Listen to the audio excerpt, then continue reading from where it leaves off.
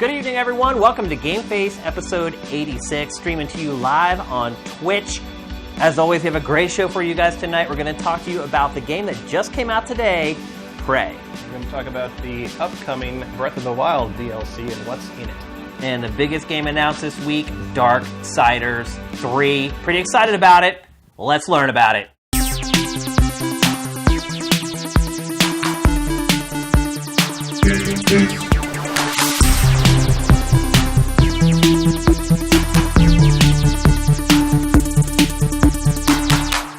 Hey everyone, hope you're having a great Friday night. A little bit later than we've been doing for the last few weeks. Had a bit of a scheduling conflict, but we got everything lined up and ready to go for Friday night. Hopefully you guys have cracked a brew or two to kick back and watch the show.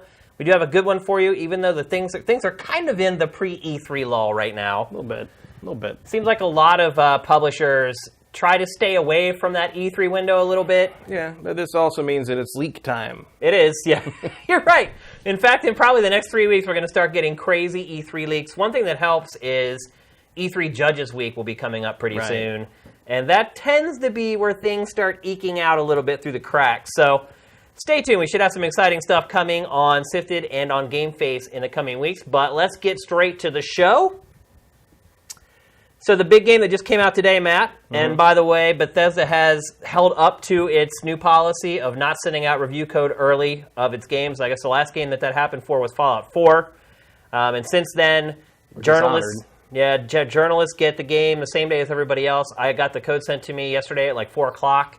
Then I was busy. I didn't get to play it much last night. I played like an hour and a half, and then I played another couple hours today before the show. How much time have you got to spend with it? Maybe an hour this morning. Like it didn't unlock until late last night, at least for me, and I'd been out late already at Guardians 2. So I played up until a little bit after you get the first gun. The goo gun? The glue gun and the first neuromod. Okay. The good news, though, is early in the game, they do kind of... It does run very well, though. Yeah, I'm playing on PS4. You're playing on PC. And it runs perfect. Yeah, there's been reports circulating all day that finally Bethesda has launched a PC game that doesn't run like dog crap, which is a pretty big deal. So the good news is the early part of the game does kind of show off a good portion of what you'll actually be doing as far as just mechanics and things like that. So you should still be pretty well informed. And I'm guessing there's a lot of people sitting on the fence for this game right now. It still kind of has, and it's from the same studio, so it kind of makes sense, but it does kind of have that Dishonored 2 vibe, I think. A little bit. It's way more System Shock than anything else, I think. And not Bioshock, mind you. Like, there's people comparing this to Bioshock. I think it's more System Shock. I would agree with that. I think it has elements of both, but I think it definitely leans more in the System Shock direction, which will delight some and maybe not others. If you've never played System Shock, but you have played Bioshock, you will recognize what you're playing here. But as someone who played both, I think it reminds me of System Shock more often. Yep, I'd agree with that 100%. How do you feel about how the game opens, Matt? Because it doesn't really. Oh, you mean like in terms of like you just wake up in your bed? Yeah, it's like there's no opening cinematic. It's just like the game starts and you're in your apartment. Yeah, well, I mean, it fits what you're kind of going for there. And I really like there's two main things I've noticed just in this short time aesthetically. I've noticed I really like the way they do the titles at the beginning, because you get in a helicopter and you see like the Bethesda Software Presents and everything like kind of as letters superimposed in the environment. As if they're like billboards almost. Like there's a bridge that looks like the Golden Gate Bridge. Yeah, I think that one says Arcane Studios on it or something. An Arcane Studios production. I can't figure out what city that's supposed to be. Yeah, I don't think it's supposed to be anything real. Yeah. And then I really like the music. The music is amazing. Yeah. Amazing. It's some of the best music I've heard in a game in a long time. And I'm still playing Persona 5, which a lot of people say has great music. So I see you every night. I know. I just keep plugging away, man. Like I'm still playing it too. I mean, I think I'm about, judging by the number of dungeons, I think I'm halfway through it, and I'm at like 60 some hours. Oh, you got a long way to go, brother. Game. I'm about to start the 5th dungeon. I'm at 150 hours. Well, I mean, 150 I saw a hours. thread recently about like the longest games you ever played, and a whole bunch of people said Persona 5. So I'm not alone in that. No, it's long. It's one of the longest games I've ever seen. I know we're getting off on a tangent Persona 4 here. was like 60 hours if you did everything. okay. I mean, this is that game. You stepped in it on that one a little bit. A lot. I stepped in it a lot. I've been trying not to cheat. I've been trying to just play it without using guides, it is so hard. Yeah. There's like one of the places I got stuck. I think it was the 5th dungeon or something. There's these airlock puzzles that you have to make your way through, and the first one's really easy. Like you go through it, and then there's the second one, and I literally got stuck. Just going in circles, trying to figure out, because like you go through an airlock, and then it changes which doors are open and which are closed. Yep. That's the one I'm in right now. Oh, okay. Yeah. Have fun with the second one there. Well, maybe you'll feel okay cheating. You're not reviewing it. So if I weren't reviewing it, I would totally cheat. Yeah. Well, I will say I did go the route of like I don't know if you've friended the doctor at all. Yeah. But like you can eventually buy accessories from her at half price, and she sells these things that regenerate your magic points. Yeah. Everybody's wearing that. No, me too. That's exactly. I bought level 3. I spent every money I had. Yep. All the money. Anyway, let's get back to Prey. We just keep going on these little Persona tangents because it's just because it's still occupying a lot of my life. It is a lot of people's lives. Yeah, totally. So let's get back to Prey. So you're okay with it just kind of just kicking off like that? Yeah, I don't mind that. Especially like there's a reason for it and there's a payoff very quickly. Yeah. The game is also kind of designed to, thematically and story-wise, like there's a reason it wants to throw you into that. Yeah. Already I can see where it's going with that. And if you read, as anyone who knows how to play a shock game should, or a Deus Ex game, you want to read all the emails you can find on every computer you run into. And those even early on, those emails sort of piece together a picture of why the game starts the way it does. Yeah, it totally does. And there are hundreds and hundreds of those emails, by the way. Oh, yeah. If you really are obsessed with reading all of them, that game may take you a really long time.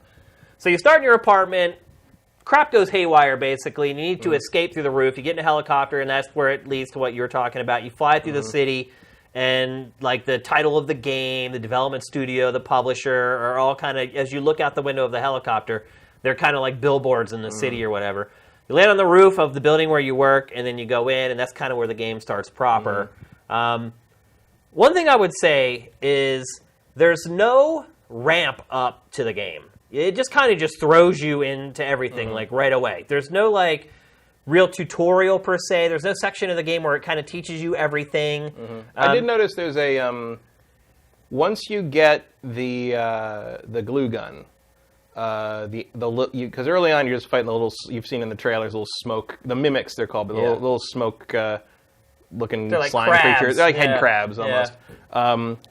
Those guys seemed like they were taking it easy on me until after I got the glue gun, because I think one of the things you're supposed to do is freeze them in place and then smash and then them whack with them the wrench. whack them with the wrench. But I like how they're doing. It's funny how it all kind of works together. Like, because they'll like mess with you and then they'll run away and they'll turn themselves into a piece of scenery. Yeah, they don't even really run away. They just bamf, like disappear and they're gone. And then like you can tell when one of them decides to get aggressive because the music kicks in, and like it's like real early in it. But like I like the presentation and I like how it's unfolding itself. Like it's grabbing me in a way that certainly the two Dishonored games never did. I agree. Right out of the gate, I like this game more than Dishonored. I've talked about Dishonored before on the show about how I just don't like the vibe of the game. It's just like really dreary. This game is scary. It's not like kind of that. I don't even know how to explain what Dishonored is, to be honest with you. It just has this really kind of drab aesthetic to it. This one is like sci-fi horror, I guess is the best way to put it. Start talking about the systems in the game a little bit. So there's a crafting system in the game. The crafting works a little bit differently from what you're used to. So you collect junk from and there's junk everywhere. Yeah. I mean, every room is just littered with just stuff. Yeah, the one thing that I thought was weird when I first started was that you don't press a button to search something. Oh, I know. It just automatically opens every container you walk near, and you can just sort of see what's in it, and then you press a button to take stuff. Yeah, you can tap, on PlayStation 4, it's a square button, and you can just hit those really quickly to take everything you want. It's convenient, but there's a part of me that I'm just like, oh, but it's weird to just... It is. Open everything automatically, and I was like, I don't know. It's a very minor thing, but I thought that was the one thing that I was like, oh, odd. Not a good or a bad thing, just different. Yep, and so you start collecting the crap, And then you basically take it to. So I don't think you've got there yet to your office. Have you got there yet? No, I know that's where I get my pre-order DLC or whatever it is. It's the only thing the game's told me about. Yeah, so you have like your office at your job basically, because your job is this kind of the setting for the game. And inside there's all these things you can interact with, and one of them is a recycling center. So what you do is you put all the junk that you picked up in the recycling bin, push a button, and then it spits out the resources that you can actually use to craft with, which it seems like it's inserting a step in there that probably isn't really needed. Maybe. Like it kind of reminds me of something, but I'm not sure what. Yeah. Like I get a pain in the ass. Sort of, but it makes me think. I was like, oh yeah, where you have to dump things in and get the useful thing. Yeah, I mean, I guess it gives you like a wider variety of materials with less junk. Like you can this piece of junk can make this many things, and this. I kind of get what they're going for, but yeah, I can see like by like the 10th hour being like, oh, just dump the stuff and get it done with it. Well, then you get the resources out of the recycling machine, and then right behind you is actually the crafting machine, and so you can throw your wrench and then throw whatever resources you have in there, and then it'll actually upgrade your weapons for you. So that appears to be a big part of the game. And again, I'm only a few hours in, so I don't want to be too definitive on my opinion on this game, because obviously I have a long way to go. I just want to... That's a really good first impression, I would say. Yeah, I mean, one thing I would say is that I died a lot. A lot. Because literally, you take 1 or 2 hits, you die. And there's health kits, like, scattered along the walls that you can pick up or whatever. But they only give you back like 50% of your health or something like that. 30. They give you 30. Yeah, even less. And they're not abundant. No, well, you can pretty quick, your first upgrade can be 150% health pack stuff. So that would kind of give you about half your health back. And it's a decision. I feel like they give you the tools to deal with it pretty well. But as someone who's super conservative about using up my resources and ammo, I am, my instinct is to just whack everything with the wrench without using up stuff, and that so far has not been working out tremendously well. No, because even the little small crab-like enemies take 3 or 4 whacks before they die. And they can hurt you real fast. Oh, yeah, and they hit you like 3 times, you die. I mean, that is one thing I would say, and I'm playing this on normal difficulty, as always. That's what I play everything on for purposes of evaluating. And it's challenging. Like, you can save wherever. It's like an old school PC game. You can just save, and wherever you save, when you come back and you load that save, you're standing right where you were when you saved, and everything that was going on around you is still going on. So there's been a couple cases where I saved and came back, and a bullet from an enemy is already on the way towards me. I didn't even know. So as soon as you load the save, boom, you're hit, and you lose half your health as soon as you load the game up. And that's kind of the environment that you're kind of fiddling with. But on the flip side, like with any other game, when enemies take this much out of you, it ratchets up the tension. It makes every sort of little encounter matter. There's environmental hazards as well. Like you mentioned earlier, did you say fire or something that you used to stop with the goo gun? Yeah. Yeah, so you can do a lot of stuff with the goo gun. Yeah, so there's platforms out of it. And there's electricity that you have to stop at certain points that, in all honesty, is really hard to notice. So sometimes, and they're insta-kill. Like, basically, you walk into a fire, you walk into electricity, you just die immediately. And sometimes when you're trying to run from the creatures, the mimics, and you're just trying to get away, you just run into one of these traps and you just die immediately. But the goo gun, it reminds me a little bit of, like, the portal gun or the gravity gun, and that it's this thing that is like a tool that can be used in myriad ways. I mean, it's like you said, you can build platforms with it, and you do that almost as soon as you get it. That's like your first thing. You got to build platforms on the side of the wall to get up onto the balcony and kind of move forward. But it doesn't the game doesn't hold your hand. No. It's not like there was a waypoint on the wall telling me that... No. Early on, it basically pops up a little thing that says, hey, you could find a key card to open this door, or you can go somewhere else. Like, there's multiple ways to do almost everything in this game. Have fun. And it's just that's all you get. It just kind of cool. throws you into the deep end. That's another reason it reminds me of System Shock, is it's like, it sort of, kicks you out in the deep end and goes like, have fun. Swim. Or die. You're going to die anyway. So, but, and then, there's, you probably we haven't got to this office yet, but like there's turrets in the game that are just kind of placed, and you can use those strategically. So you can basically run into a room, bait enemies, and then run back to the turret and just sit and watch the turret just wipe them out, basically. And like you said earlier, how there's multiple ways to get in to do things. This game is a lot like Dishonored in that way. There's all these little, like, air vent ducts that you can crawl through that'll take you through, like, a completely different route to get to the same place. But, like you said, and you can find a key card that makes it more direct and easier to kind of figure out where you're going. So there's a lot of flexibility in how you complete your objectives and how you kind of navigate around the facility, because as far as I can tell, the game takes place entirely at your work inside your corporate building. Or whatever. Right. Like, there's a lot of questions about who you are, why you're there, where you are, and what you're doing. No, you're right. Like, that's basically at least early on, that seems to be the main thrust of the game, is trying to figure out what exactly is happening and why nothing is what you thought it was. And there's a whole part of it, too, I don't think you've got there yet, but where it starts playing on your memory. And it kind of explains... I've seen some emails that seem to indicate that, like... You've lost some of your memory. Yeah, and it may have been your idea. Yeah. Or was it? Or is, because you've got a brother here, too, that, like, is involved somehow, and you're not quite sure how much he knows or doesn't know, or whether you were cooperating with him, and that's why you're in the situation you were in the beginning of the game. And, like, there's a reason you wake up in your bed as the first thing in the game, because that's pretty much the first thing you know. Yeah. As the character. The character, there's a reason that, like, that is sort of the beginning of things.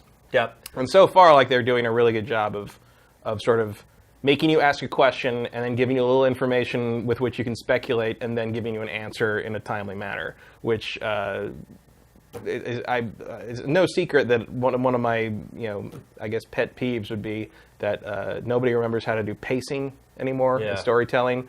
And so far, this really seems to be, a lot of times modern storytelling, and especially in TV shows, but sometimes in games, like, have this thing, it's like they think their central mystery is interesting enough to sustain an entire story, when really it's about pretty much the first act of the story. Yeah. And so far, like, a lesser game would probably have taken the who are you, where are you, what are you doing thing, and have that be sort of the big mystery. But it seems like they're pretty much on the way to sort of, like, giving you the basics of that quickly, and then having you get pushed past that and explore the rest of the situation, which I appreciate. Yeah, I mean, one thing I would say is it is kind of at odds with itself a little bit, because... Like we said, it only takes a couple hits before you die. And look, I haven't got to the point where I've really jacked up my health to where I can take more hits or whatever. I'm still basically at my base health. I think I maybe have one upgrade at this point. But because there are so many environmental hazards and the enemies are so deadly, it seems odd that you're trying to run away or find safety, and a lot of times you end up dying while trying to do that. I don't know. It just... Well, if it's anything, continuing to be like System Shock, the idea would be to never get in that fight in the first place. Yeah. It's a very, System Shock, and it feels like this one as well, are very stealth-oriented, like more so than something like Dishonored or even Bioshock. Yeah, way more than Bioshock. Bioshock was very combat-oriented. Right. For good or bad, depending on what you think of the combat in those games. But this one, like, if you can avoid conflict, go for it, is usually the watchword in System Shock, and I pretty much intend to play this one the same way. So the game tells you, too. It kind of nudges you and says, hey, if you're getting killed over and over... If you don't have to, don't. Well, it literally tells you if you're dying a lot, you should probably think about not getting in confrontations. And the enemies, like the bigger ones, not the little crab guys, but the bigger ones, do have like a meter above their head to kind of let you know just how alert they are and how close they are to detecting you, which helps a good deal. What about graphically? What do you think of this game? It looks good. You think it does? Yeah, it's not like... on PC, it looks fine. Oh. It's not, like, amazing, and the mirrors don't reflect anything. Dude, there's no mirror. The mirrors don't work. They're just these gray blocks. At first, I was like, well, maybe that's because of the thing that you learn early on, but then, like, the other mirrors are not... No, I thought the same thing. When I saw the first mirror that didn't reflect, I was like, oh, maybe there's some kind of a story reason. Maybe... I'm some kind of a weird creature when you can't see the reflection or whatever. No, they just... Which is like, look... how do you not have that in your mirrors game? Are very expensive to, you have to basically render the entire thing twice. It's very hard. I think the only game I can think of that did that really well in recent memory is probably Hitman. Yeah. Hitman had really good mirrors. Yeah. Whereas Mafia 3 did not. Yeah. If you want to have fun with mirrors, go play Mafia 3. Don't play Mafia 3. But like, there's videos where you can see like he's like looking in the mirror, and like sometimes the character model will be rendered facing the it'll just be like he'll be looking at his own back, right? And then suddenly he'll flip It'll back flip around because the game will figure out it's supposed to be a mirror, and and it's like some kind of like Bloody Mary, like terrifying. It becomes a horror game. Yeah. But I don't hold a whole lot against no mirrors in a game because they're very, very expensive rendering. But models. I mean, but every game does it. Give me a little something, but like at least show the character in it. But also like the main reason I noticed that is because at the very beginning of the game, you select whether you want to be a male or female Morgan, right. And the picture is them looking in the bathroom mirror. So I'm like already thinking about, I picked Morgan female, so I'm gonna, now I can go see myself in the mirror. No, you can't. So I was like, you made me think of it, and so then when I notice it's not there, I notice it's not there. It's like if you had just had me pick a character model, I might not have ever. You would have noticed it still. I would have noted that it's like, mirrors don't work in this game, but it wouldn't have been like mirrors don't work in this game. But I just picked my character out of the mirror. Right. Like, that's weird. Like that.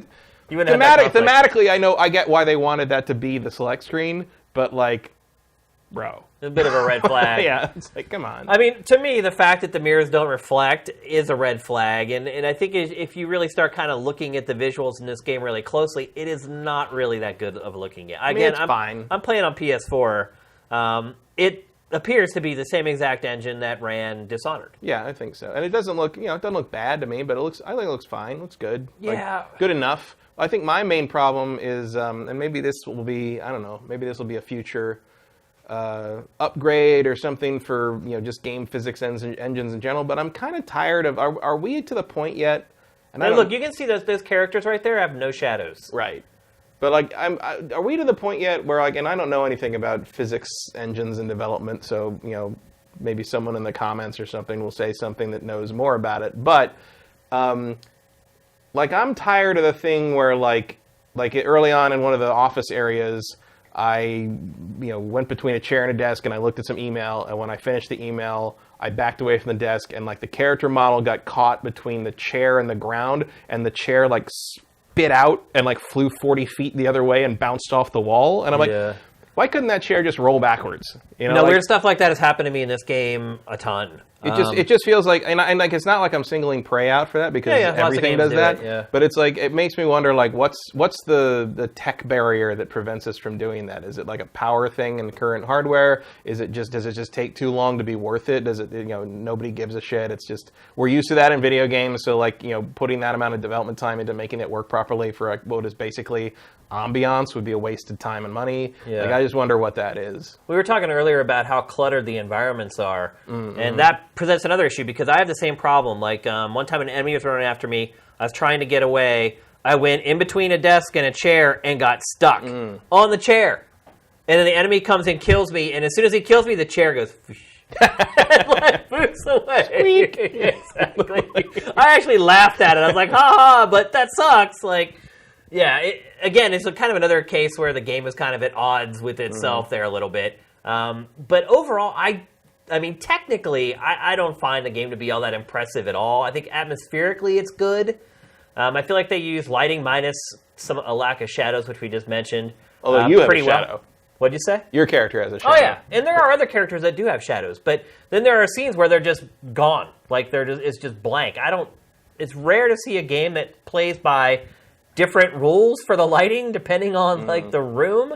So overall, I have not found the game to be technically impressive on a graphical perspective, but I think that they've done a good enough job with their engine. That said, maybe that's why it runs well. They need a new engine. And that's why the mirrors don't reflect, because this engine is just being pushed right up to the hilt of what it can handle. Although I gotta say, there are reflections in glass and stuff in Dishonored 2 that look better than this. Yeah, I don't know what's going on there. I can't figure it out. I don't know. And I've got everything maxed out. It looks subpar. Reflections don't look as good in this.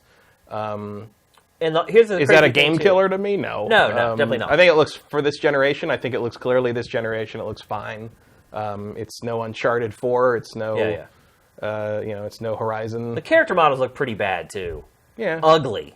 Well, that was actually the thing I noticed when you go to pick your character at the beginning. I was like, ooh, neither of these people are... Oh, but the NPCs in the game are even they're worse. Yeah. Like, they're hard to look at. They're so ugly. And part of it can be art or whatever, but...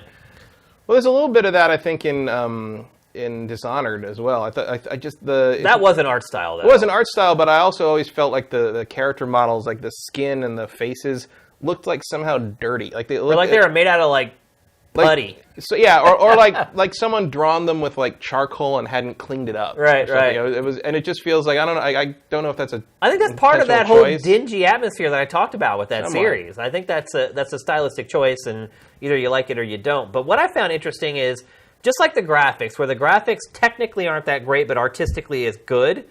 The audio is the same way. So the sound effects are incredible. The music is awesome.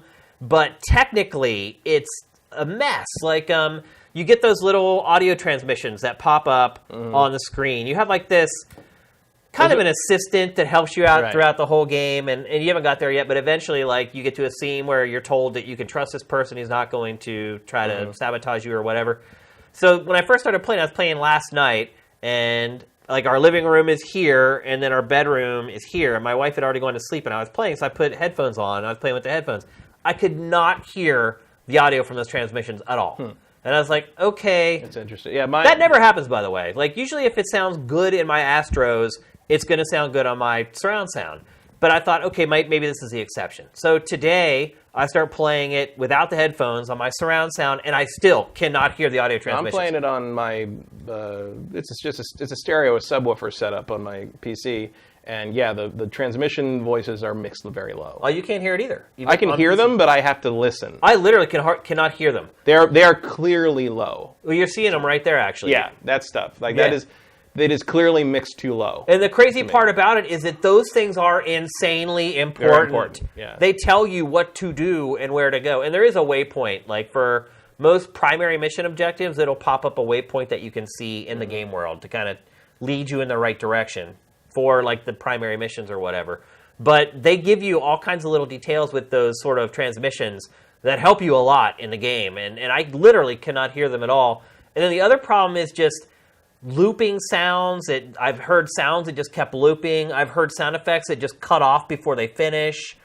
Like I said, artistically, great. The sound effects sound great when you hear them.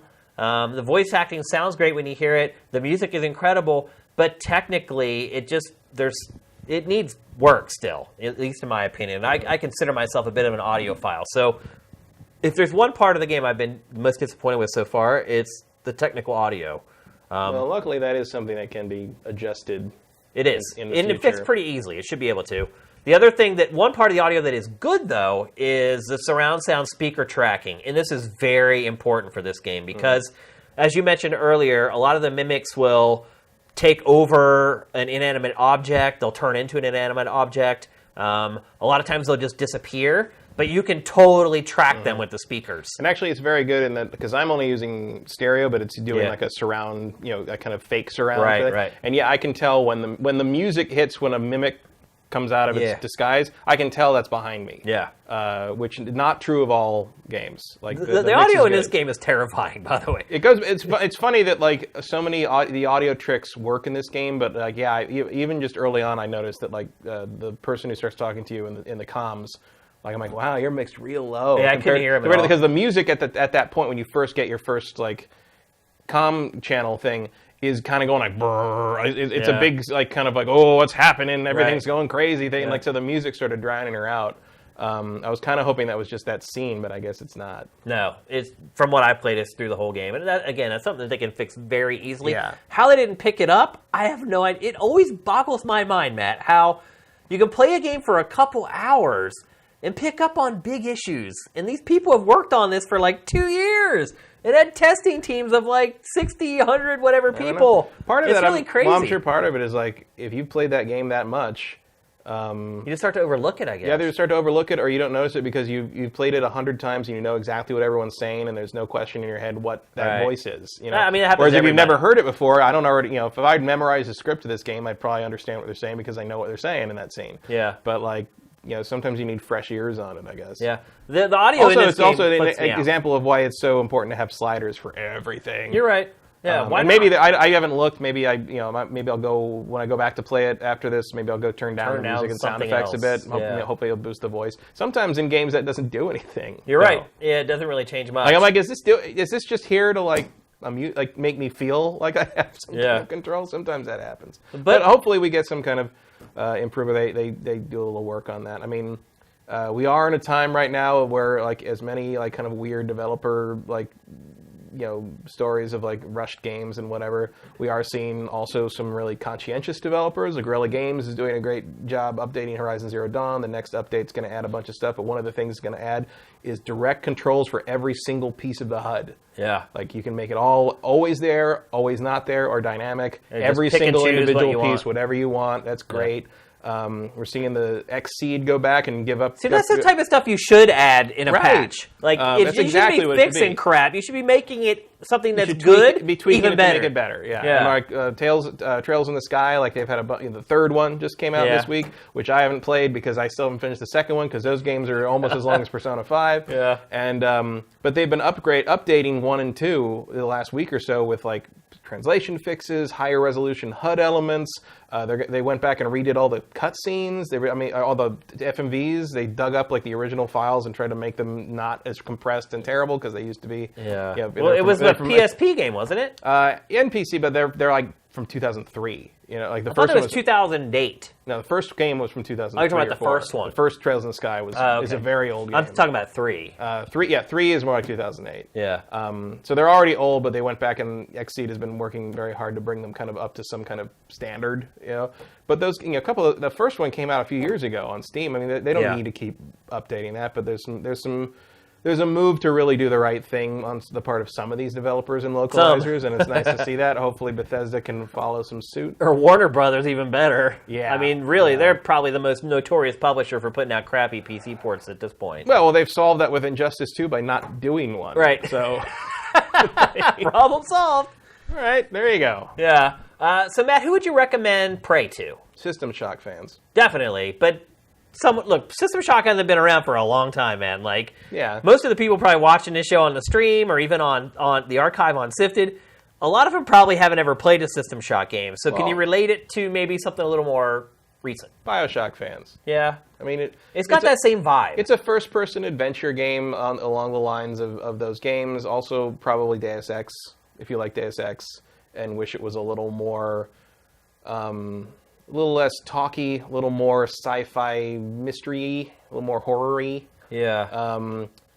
And maybe if you like kind of the walking simulator horror games but want something a little more interactive. Yeah. That's a good call. There's a little bit of that to it because there's some nice moments. It is an action game though. Yeah.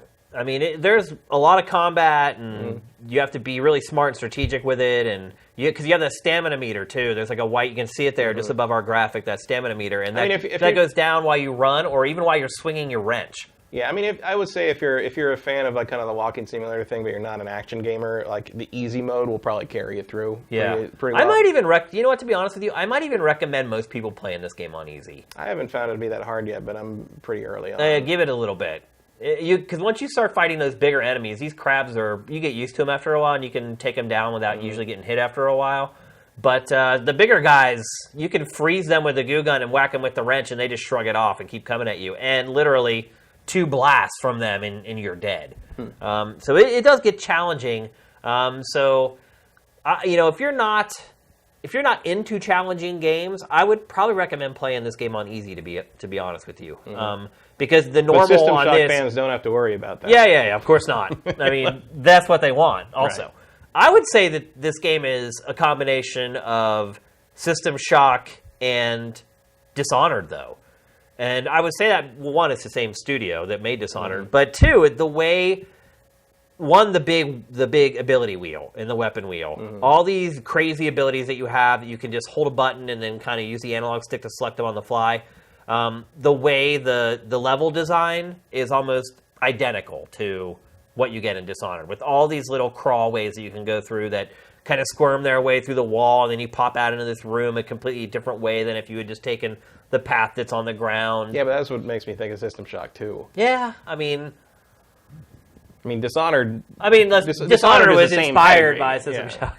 I guess you're right. Yeah, that's a good way to put it. So they're all descendants from the same thing here, really. From the same tree. It's just, this reminds me more of System Shock because it's also science fiction. Right. Yeah, it helps. That makes a big difference as well. So I'm enjoying it so far. I don't think it's a game that's for everybody, though. Like, I wouldn't just recommend everybody go. I think they're going to have trouble selling this to some degree, the same way they did with Dishonored 2. In fact, when I went to start it up this morning, my antivirus warned me that less than 5 people in the network have it. Less than 5 people who use Norton had the game. Because that's one of the safeguards is like if not a lot of people have something, they kind of they throw up a flag and be like, hey, like this might not be what you think it is. But yeah, this when I load it up from Steam, it's just like less than 5 people in our system, our network have this exe. So that doesn't bode well for Bethesda. And I'm like, yes, I'm sure.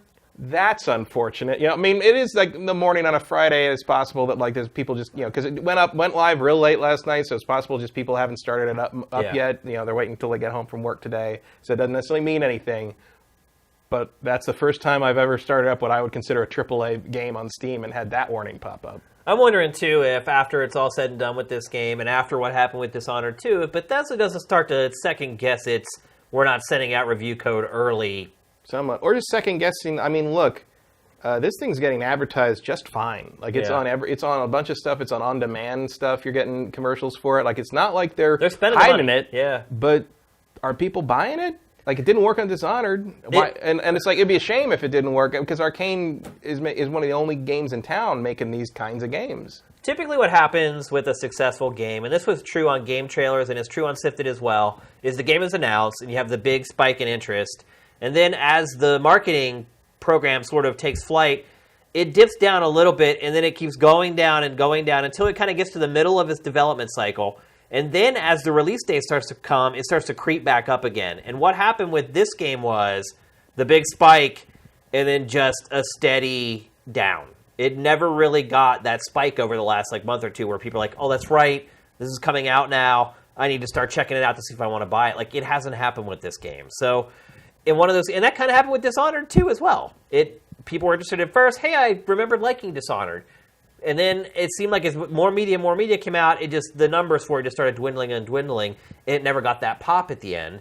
And this seems to be happening with Prey as well. And I just wonder if they had a review embargo up and it came out, the reviews came out a week beforehand. I'm assuming this game is going to review pretty well based upon what I've played so far. It's been reviewing pretty well, yeah. They have people put out reviews already? Seen some reviews, yeah. How's that possible? Magic. What the hell? How's that possible? Nobody had the game before yesterday. I think they played a few hours of it and wrote a review. Oh, I can't imagine people do that. You think people finish the game before they put the review out? Yeah. Oh. Really? Are you kidding? Like, no. I know there were magazines back in the day. Some do, I'm sure, crap. but hell, man, back in the day when we remember when we would get reviews back at, I mean, it's kind of before your time, actually, because I had the problem mainly before you took over as editorial, but they'd give me for long games, RPGs, where they give me memory cards of the reviewer sent in their saves. I'm like, and the save is it's like a 60-hour RPG and the save's 15 hours in. And I'm like, what is this? And they're like, you can't pay a freelancer $100 to waste 60 hours of their life playing an RPG. So I think that play enough to get a taste of. I mean, I don't believe those Persona 5 reviews were finished. I have a hard time understanding how they did that. I mean, look, if you played 50 hours or something, I think you're pretty qualified to give an opinion on it. You're right. Yeah. It's like, I don't think you need to. As long as you don't lead on, you actually finish the game. But I know you have a very strict code of finishing the game before you write your review. I think you're a bit of a unicorn in that regard. I'm disappointed to hear that. That is my. I don't have any hard proof of that. It's not like I went around and interviewed all the current reviewers in game journalism. But I feel like you are a little unusual in your hardline stance on that. Well, I do remember. I'm not saying it's a bad thing. I'm just saying you're one of the old guard. Back in the GameCube era, there were reviews that went up for Eternal Darkness in magazines a month before the game came out. I remember that, yeah. Yeah, a month. Mm-hmm. And they had not got the game. Because I was friends with people at EGM, and that was when EGM was the shiznit. They got everything before anybody. So if I was ever trying to track down code, I would just contact them in an IRC chat, which is funny. And I'd be like, hey, did you guys get this yet? And they're like... That's Slack for old people. Yeah, IRC. And they'd be like, no. And I knew if they didn't get it, nobody got it. And then you'd see reviews in, Stuff Magazine or, that Maxim. Was like the Lad mags were were the ones where it's you're like, what? What? Remember the Angel of Darkness thing? That's right. Oh, Remember that? yeah. Where, like, Yeah. you They got gave it a 9 or whatever. Got an A. You gave it an A, and the reviewer was like, I gave that like a C-, and they redid the whole thing, and like. Dude, Angel of Darkness, I mean, that game was like a 1. Oh, that was terrible. It was just busted garbage. Remember we sat in the game lab at Tech TV and like laughed at it. Yeah. Like for hours. Well, I remember the one, like the very first beginning of the game, like basically you just clip through Lara's head, and you can see the back of her eyeballs in her character model. We were like, what the hell's going on? It's not the way to do that. So anyway, we'll probably talk about this game again next week once we played it for more. Yeah. But we did want to give you our initial impressions because I know a lot of you guys are sitting there. It's Friday night, and girls. It's Friday night. You maybe just got paid. You got that money sitting in your bank account. You're wondering whether you should go buy Prey.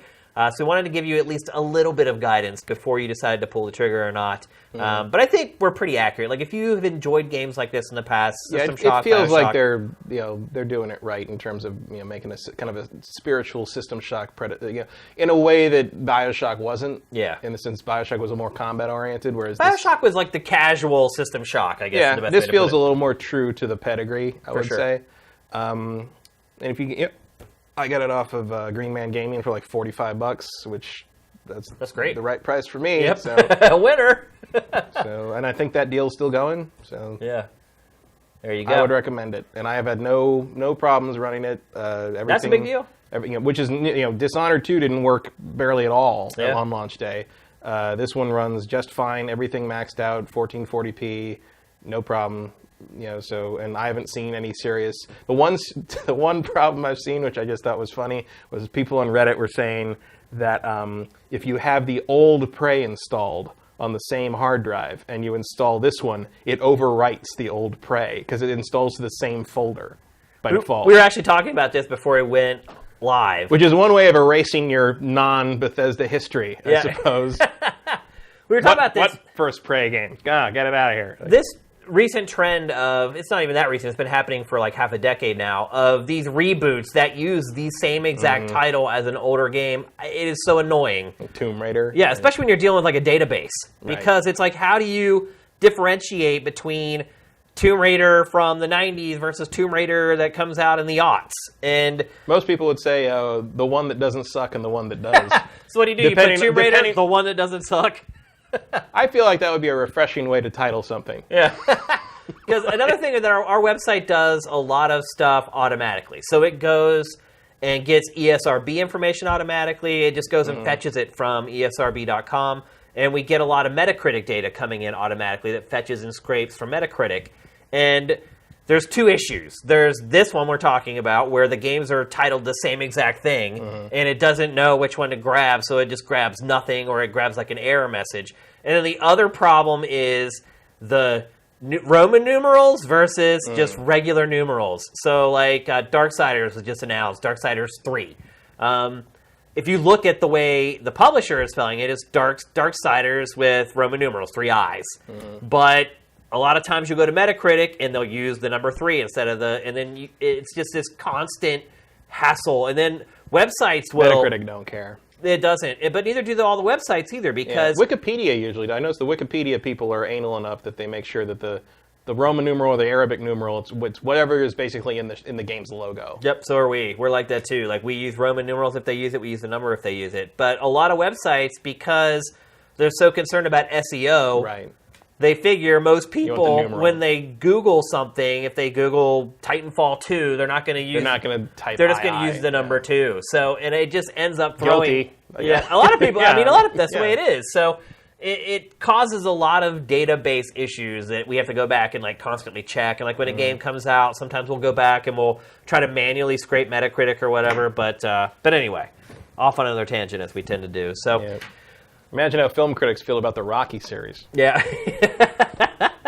I mean, all these game series now, they're up to like part 5, part 6, part 7. It's like, Final Fantasy 15 was the worst. Nobody used the Roman numerals. Everybody used 1-5 instead of the Romans. So Well, I'm waiting for when they reboot Gears of War and they just call it Gears. yeah, that'd be better than just calling it Gears of War. Or the next one will just be called Gears and the S will be a 5. Yeah. That actually might happen.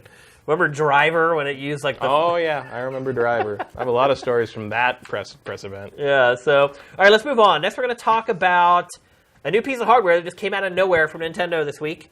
The new 2DS XL. There's been so many permutations and combinations of the 3DS at this point that they're starting to like cross them together. Yep. Because remember, the 2DS was basically, it looked like an Etch-a-Sketch. Right. It had the two screens, but it wasn't clamshell. It was like a tablet almost.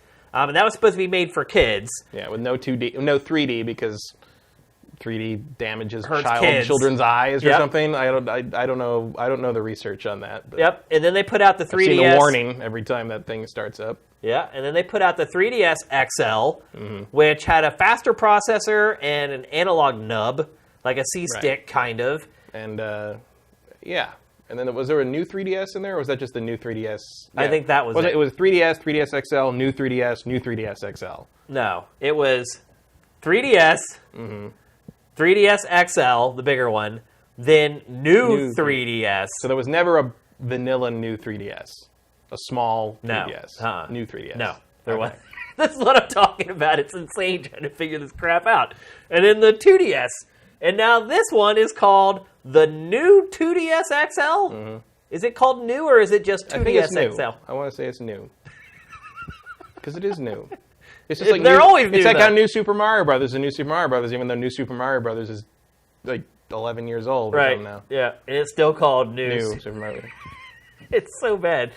So anyway, this device, though, has actually turned out to be all of those prior ones smashed together into one unit. So Minus the 3D. minus 3D. Nobody uses that, apparently. Do you think that they really did research on that to see if people actually... Because you know what? I still do use the 3D sometimes. I don't. I forget it can do that. Really? Like and I think one of the big pieces of evidence that Nintendo has sort of given up on that is that Pokemon Sun and Moon do not have 3D Yeah. support. I mean, well, this is the biggest of them all. Well, yeah, I mean, before this. But I think the fact that, like, also, like, you know, along those lines... Look, it has let's- NFC in it, but right. it does not have 3D. Well, let's admit that, like, I mean, a lot of people are going to use this for Pokemon. Yeah, sure. It's a Pokemon machine to some degree. Yeah.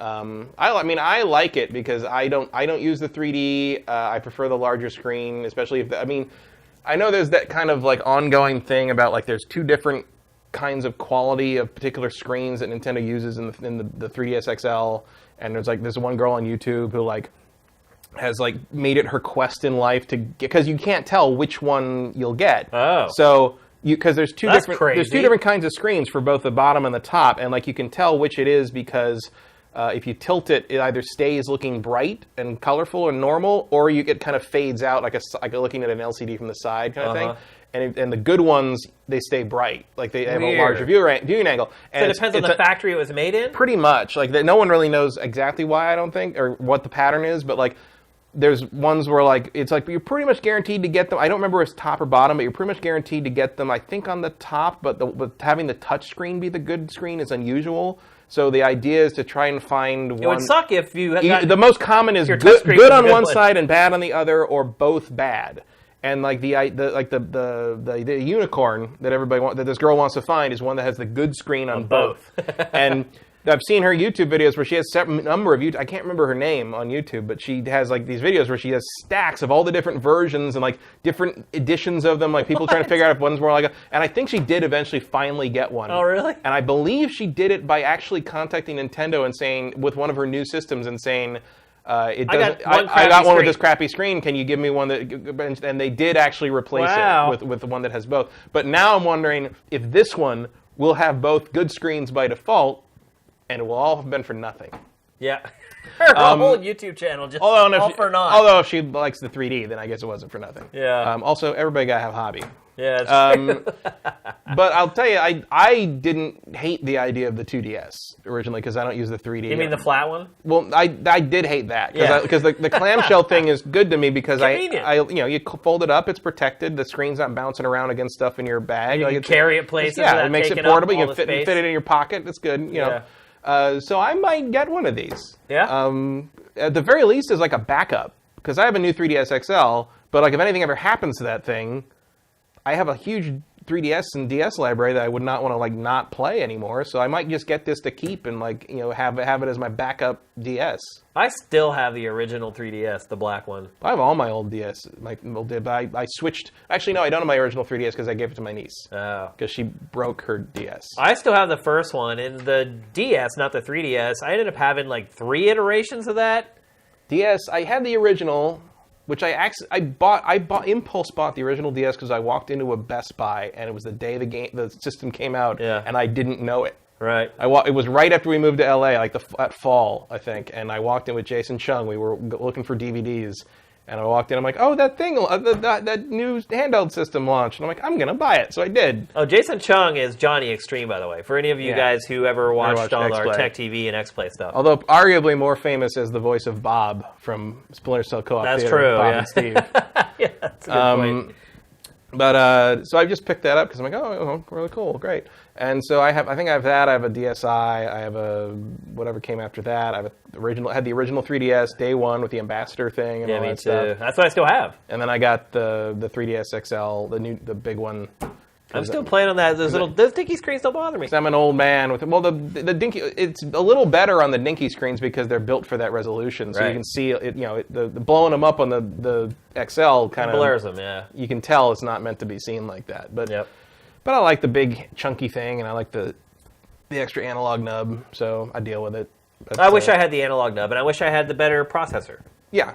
Not that there are many games. I mean, I admit the new 3DS. The main thing that spurred me to get that was Xenoblade. Right, and that required. You required it. It was one of the few only on the new 3DS. Well, I think you could try to play it on the original, but it ran at like 15 frames a second or something. I never tried to do that. Yeah.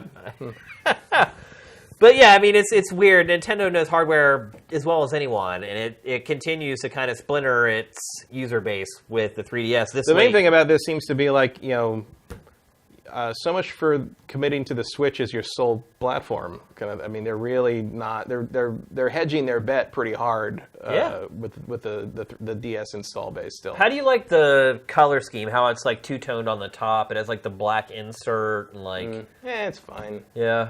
I don't really care about the colors of things too much. No, not so much. I mean, it's not like I'm carrying around a portable Nintendo system as a fashion statement. Yeah, good point. You pick up the ladies. Hello, ladies. Look at what I got. Cerulean blue. That's right. It was fine. Yeah, I don't mind. It looks different from the normal 3DS. I have the black one. That's let's be honest. This is going to be the last 3DS. Yeah, this will be. It's not even a 3DS. You're right.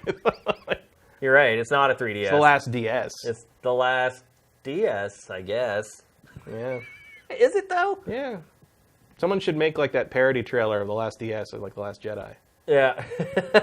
But this will be the last iteration of this hardware. There's one thing I know about the 3DS and the 2DS is that they need to end. Yeah. I'd agree with that 1,000%. Thanks, Luke. But I think you can buy this one, and you know that another better model is not going to come out. This should be the end of that line. This is probably the period at the end of the sentence for the DS line, I would say.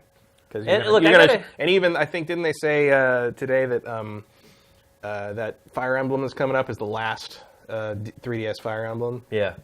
So we'll actually talk about that here in a little bit. It looks like they are indeed winding down the 3DS support, and it's going to shift to the Switch. Yeah, I got to hand it to Nintendo because a lot of people were skeptical about the 3DS because it was coming into the market when mobile was taking over. Mm-hmm. A lot of analysts were saying it has no chance, it won't be successful. And it was not as successful as its predecessor, right. But I think it's I don't think it's possible to. Oh yeah, I mean there's 50 million of them out there or something like that. I mean it's like the Wii. It's like in comparison, the DS was a sensation. It was just the right thing at the right time. Just like the Wii was the right fad at the right time, basically. And it's like if you're kind of saying like, well, yes, the Wii U was not a success because it sold like 10 million units, but like, it's not like if it sells like 50 million units, you're like, well, the Wii sold 100. Yeah, well, the Wii was weird. Yeah. Well, they're throwing around now though that they think the Switch might sell as well as the Wii. Yeah, well, I'll believe that's that. That's what Nintendo's saying. Believe that when I see it. I will too, but that's what they're saying right now. First they got to make that many. Yeah, that's a good point. All right, let's move on. Next, we're going to talk about an oldie and I'm not so sure a goodie. I liked it. So Phantom Dust was a remaster. I don't know if it was even initially announced as a remaster. It was no one. I don't think anyone was really sure. It sounded like it was a new version of the game. It sounded like it was either a sequel or a reboot kind of thing. Shown right basically at the beginning of the Xbox One's life. Right at the dawn of the bone. Yep, one of the first games that they showed and promoted. And then it just disappeared. Mm-hmm. Like so many things from that era. Seriously. And then Microsoft went on record saying it's canceled, we're not going back to it or whatever. And then just out of nowhere, a couple months ago, Phil Spencer says, oh, it's coming now. And not only that, it's probably going to come out before E3. I don't know if that's going to happen or not, but Polygon did publish the first gameplay from the, I don't even know what you call it.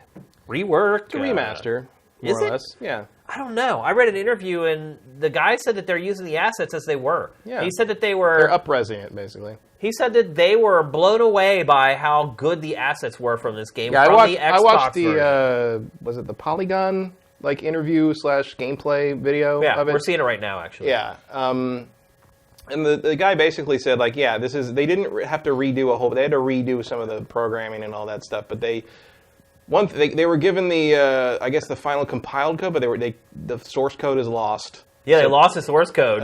So they had to kind of dig into it and figure it out themselves. Everything in this is the Xbox One version. There's the signs and stuff on buildings are legible. You can read them now. Right. But they're the textures from the original Xbox version. Yeah. They were always that high res. Right. The assets that they made for this game when they built it for Xbox were above and beyond what they needed to be. And they even found, he said they found the original cinematics, the FMVs, uncompressed. Wow. Which were the cinematic intro, the pre-rendered intros, they found them uncompressed. The intro is 40 gigs. Wow. A 40 gig file that they it's something like that. They compressed it down to like 14 megs or 40 megs or so. It was, wow. I don't remember the exact numbers. I might be off on both of those numbers, but it was some crazy huge number of gigs that they compressed down to 400 megabytes or something. That's nice to have. Yeah. And so they found those and they were able to remaster. Basically, they can use them with much better, because this was from 2004, and the compression was pretty 2003, 2004 in there somewhere. And the compression, it didn't really look good even then in terms of compression. And it's funny, looking at this, because that's the guy you play as throughout the main story, the guy that the character he's playing as right here.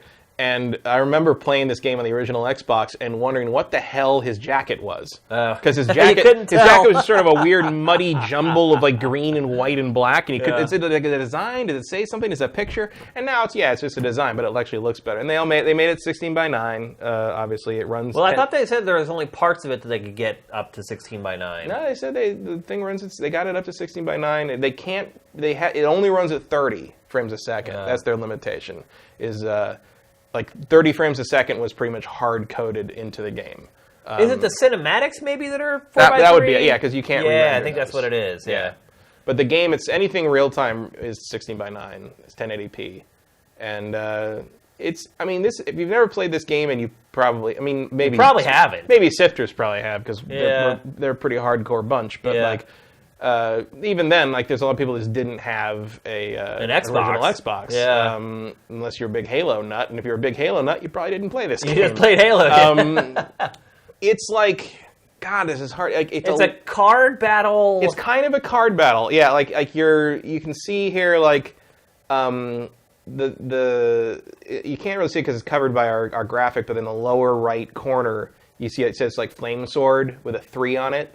So each of those buttons, if I remember correctly, each of those buttons there, so it's 4 buttons in the cardinal directions, and they each correspond to the buttons on the face of the controller. And you can see it says 3, and so he's got 3 uses of Flame Sword, and that's what they're doing, running around picking up the little orbs.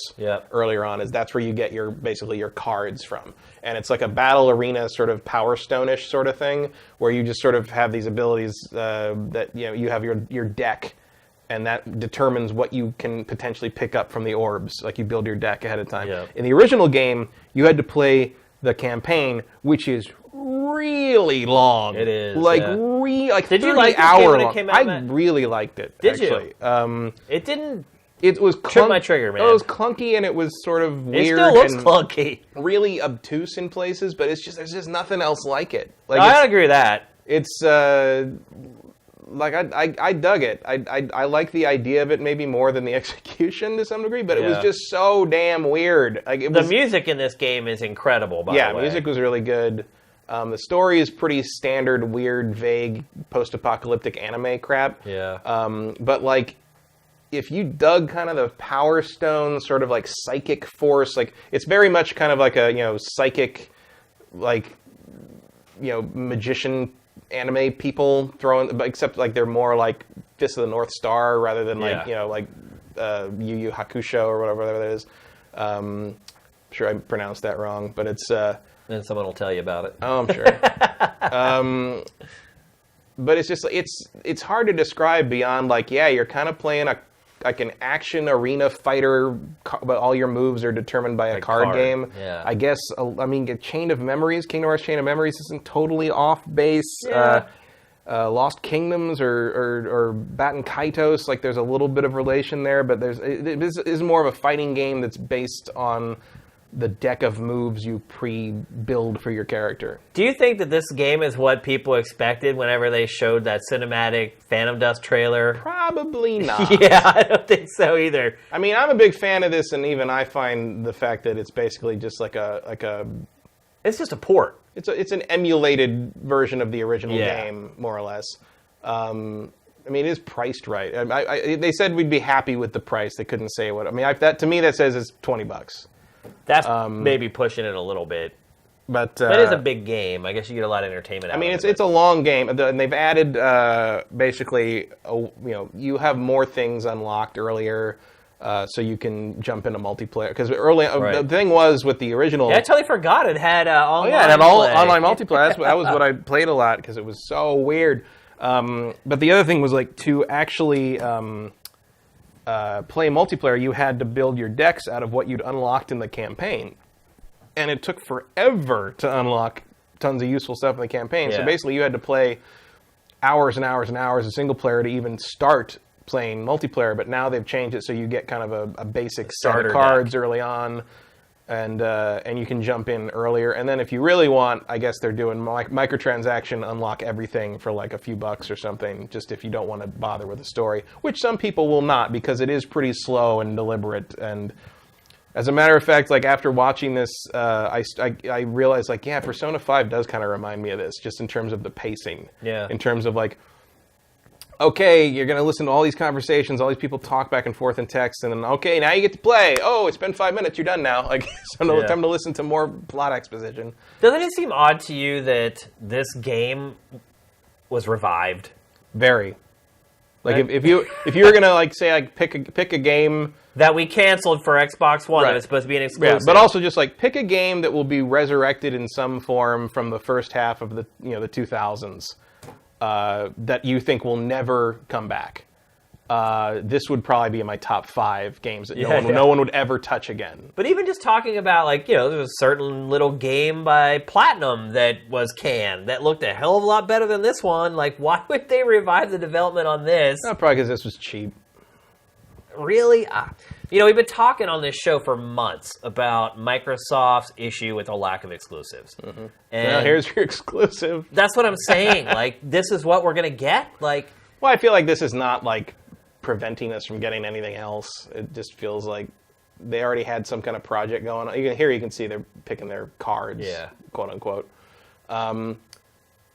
I don't feel like this is robbing us of anything else. At the very least, it's nice to see that they're willing to take a chance on something that will almost certainly not be much of a hit. But it does kind of beg the question of why you would bail on... Man, those character designs are ugly.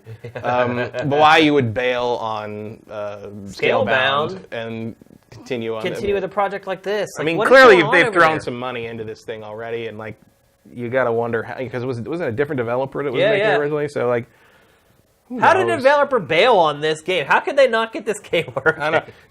This whole thing is screaming for like a Jeff Keighley postmortem. It really is, feature. The final days or whatever. Or not. Like, just wait until like it's over, the sales are done, everything's you can you get the point like where like you can kind of talk about stuff more honestly, Yeah. when like everyone's not worried about fitting into the PR and marketing plan, and the game's sold what it's going to sell, and like it's time to kind of like come clean on some of this stuff. Like there's that kind of year later, 18 months later sort of thing. Like I'd love to see someone like Keighley like go to these guys and be like, all right, What happened? how? Yeah. Like what the hell? Like, because they're already telling some pretty interesting stories in this Polygon interview about like what it was like to get their hands on the code and all the things they found in it and all the different like surprises, and how like early 2000s, like not just early 2000s how you organized code and how you dealt with your code, but also how Japanese developers dealt with the code, like how it was a very different philosophy then. Yeah. And like I mean, the guys who made this game are super big fans of the original. So clearly there's some passion here. Like I feel like the guys who did this remaster, or whatever you want to call it, like are going to have some tales to tell. Yep.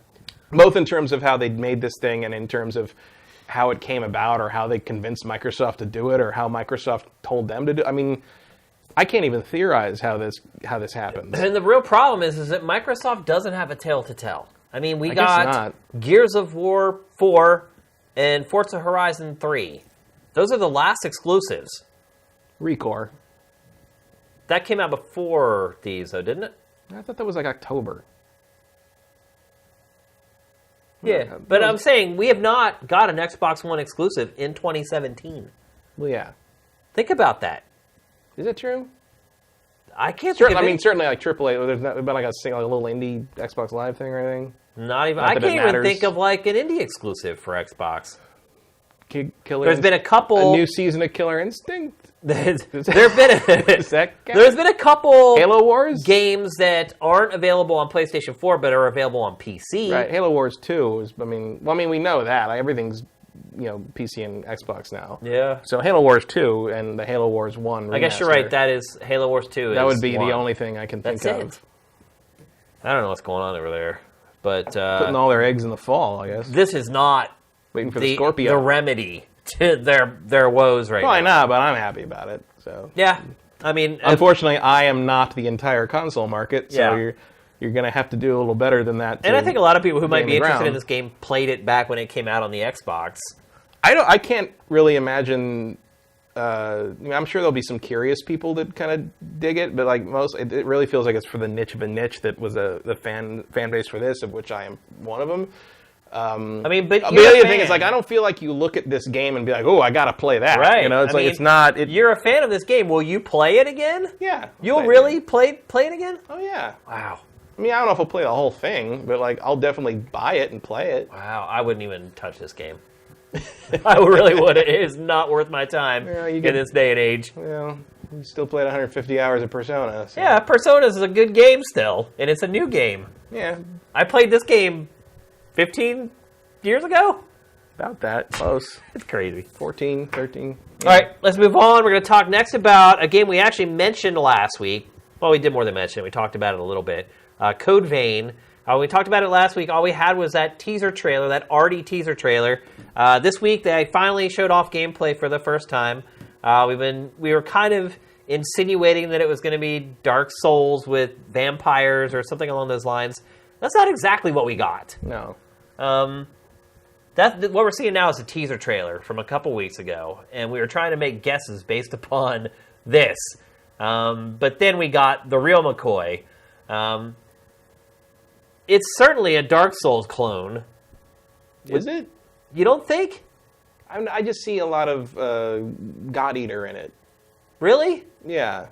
Like, it looks like it just has that kind of... God Eater's like Smell all to it. bosses, though, basically. And Sort this of, game but has like the progression through the It levels does, and but the like rank and file just enemies. the way it looks like they move and fight feels a little more God Eater, Monster Hunter-ish to me. Well, the big difference really is that you have another partner with you. It's not you fighting by yourself. You have, I don't know if it's online co-op, if other people can play with you, or if it's just AI driven, but there's two characters that fight together through I this don't know. game. Given the developer's pedigree, I'd be pretty shocked if it was not online co-op capable. Right. And how does that change the dynamic of the Souls template? Having somebody else with you. It doesn't, because that's like a big part of Souls. I guess. I never played it that way. I always played it by myself. Most people play pretty cooperatively. Really? In fact, there was a lot of demand to have more easy-to-access co-op options as the Souls games progressed, and indeed did put easier ways to kind of link up with people in there. People. I mean, that's one of the reasons I had such a hard time when I was trying to review Dark Souls 2. Was like I had to play it by myself because all the servers were off. Right. And then when I played it when the retail came along, because I liked that game, so I wanted to play it again in retail. And I finally the servers are up, so I'm like, oh, I remember this boss. I hated fighting this boss, so I'm gonna summon help. I'm gonna summon another player. I'm gonna summon my son bro, and. We went in and we just destroyed. I mean, I was like, holy shit, this game is easy as fuck with people and with other people. Like, no wonder this is how it's. Like when you got friends with you in Dark Souls, it's you just ripping people apart if you got people that know what they're doing. Right. But I think the co-op, jolly cooperation is absolutely part of Dark Souls. But this is different. This is built around it in a more constant and permanent way. Because it appears that if you don't have a human controlling that character is still there. Which again, you could summon NPCs as well in Dark Souls, but they weren't. They're mostly useful as bait. Right. Yeah, you just use them to basically get the enemy away so you can come in and attack from behind. Right. It's like well, they're not the NPCs in the Dark Souls games are basically, well, they're not attacking me right now. Yeah. So that's good. That's about all you get. So this game to me appears very Japanese. Mm-hmm. With the Souls series, like with Bloodborne, aesthetic-wise. Yeah. With Bloodborne, they weren't that way. You wouldn't see the bikini girl with the eye patch and the anime hair as a boss in Dark Souls. Just look at the eyes of the characters. I mean, that's the dead giveaway. They're total anime eyes. Oh, yeah. Do you think that limits its appeal worldwide? Because Dark Souls, obviously a Japanese game, but when you looked at it, it didn't look like it was a Japanese game. No. I mean, I don't know how much of a turn-off the anime art style is for Dark Souls. I have no idea what the overlap between people who hate anime and people who love Dark Souls is. Yeah. I don't know. I don't even have a guess on that one. What are your impressions of this, Matt? Are you excited for it? You're a big Souls guy. I don't know. I mean, I feel like I need to see more. I still feel, God Eater was not my favorite thing in the world because I don't like the Monster Hunter stuff very much, so I would have to. Basically, I would want to hear some feedback from hardcore Dark Souls players, of which I would not consider myself one, really. Yeah. But I'd like to hear like some real hardline Dark Souls guys get their hands on this and give some feedback and some impressions to kind of let me know if I want, kind of like how Neo was, where Neo came out and all the Dark Souls people were like, oh yeah, this is different but legit. I'd like to hear that this is different but legit, in a way that I guess Lords of the Fallen pretty much wasn't. I guess one thing I would say is that Bloodborne as a spin-off, I think, worked because it still looked like it was kind of in the same universe. Mm-hmm. It kind of had that same aesthetic to it, and I feel like players made that jump very easily over to playing Bloodborne. Mm-hmm. It's almost like it was just a Souls game with some tweaks to the combat that sped up kind of the combat a little bit, and then a new sheen over top. This looks like the farthest departure yet, without a doubt. I mean, this looking at kind of the general footage here, it looks more like Dark Souls to me than Lords of the Fallen did. Yeah, I'll give you that. But Lords of the Fallen was a pretty fly-by-night production. It's felt like. So I don't know. I mean, like, if you're not turned off by the art style, I don't see why you wouldn't give it a shot. But it's not like this is going to be on the top of my wanted list anytime soon. I'll just kind of wait and see how it progresses. Because how far out is this? This isn't it's next year. Yeah. I wonder, too, if it'll be easy to market this game, whereas I think Bloodborne... I mean, the enemies have a much more Dark Souls-y look to them overall than the protagonists do. Oh, for sure, yeah. Yeah, the rest of the game, it definitely looks more... But who's going to be on the box? Well, yeah. the lead characters, for sure. I just wonder if it's going to be as easy... Or the lead character's back. Yeah, exactly. I wonder if it's going to be as easy to sort of promote this game to the fans of the franchise as it was for them to promote Bloodborne. I think one of the reasons the Dark Souls fandom was as accepting of Bloodborne as it was because it was by the same people. Right. This is a different studio is not, as well. Yeah. More or less unrelated. So I think Souls fans will approach Me Too games more carefully than they would with like something made by Miyazaki himself. I think we definitely saw that with Neo, but the smart thing that Team Ninja did with that was to put out all the different playable demos, take feedback into account. Like, I think Neo really did it right in terms of approaching this fandom for this new subgenre. I would say it was a new subgenre. It is, of yeah. the action RPG. Yeah. Kind of come in and kind of slide in and be like, okay, here's our thing. What do you think? Because like they know what their target is. Yeah. And I think Neo had a nice, they had 3 demos. Yeah, they did. And they kind of had a nice back and forth. They made some changes. They made some tweaks. They said, how about this? Here's another piece. Here's another piece. And I think in the end, most Dark Souls fans who wanted more of that kind of game were pretty open to what Neo presented them in the end. And it worked out. And so, I mean, Neo obviously, I don't know. Had a good first month. Yeah. It didn't end up... I thought it was going to sell really well at It didn't first. set the world on fire, but it reviewed well, and I think most people who liked really Dark Souls liked it. Yeah. And, it could have been a disaster. Well, you're talking about Koei Tecmo as well, and Team Ninja, whose pedigree had certainly fallen off a cliff over the last 7 or 8 years. So, certainly a revival. Certainly no one was giving Team Ninja, like, the benefit of the doubt. Not anymore. But they, I think they did pretty well on that. So I would say... If Code Vein can look to how Neo approached being a newcomer in that arena, I don't know how open Bandai Namco is to that kind of thing. Yeah. But they've certainly handled the Souls games before, so maybe they would...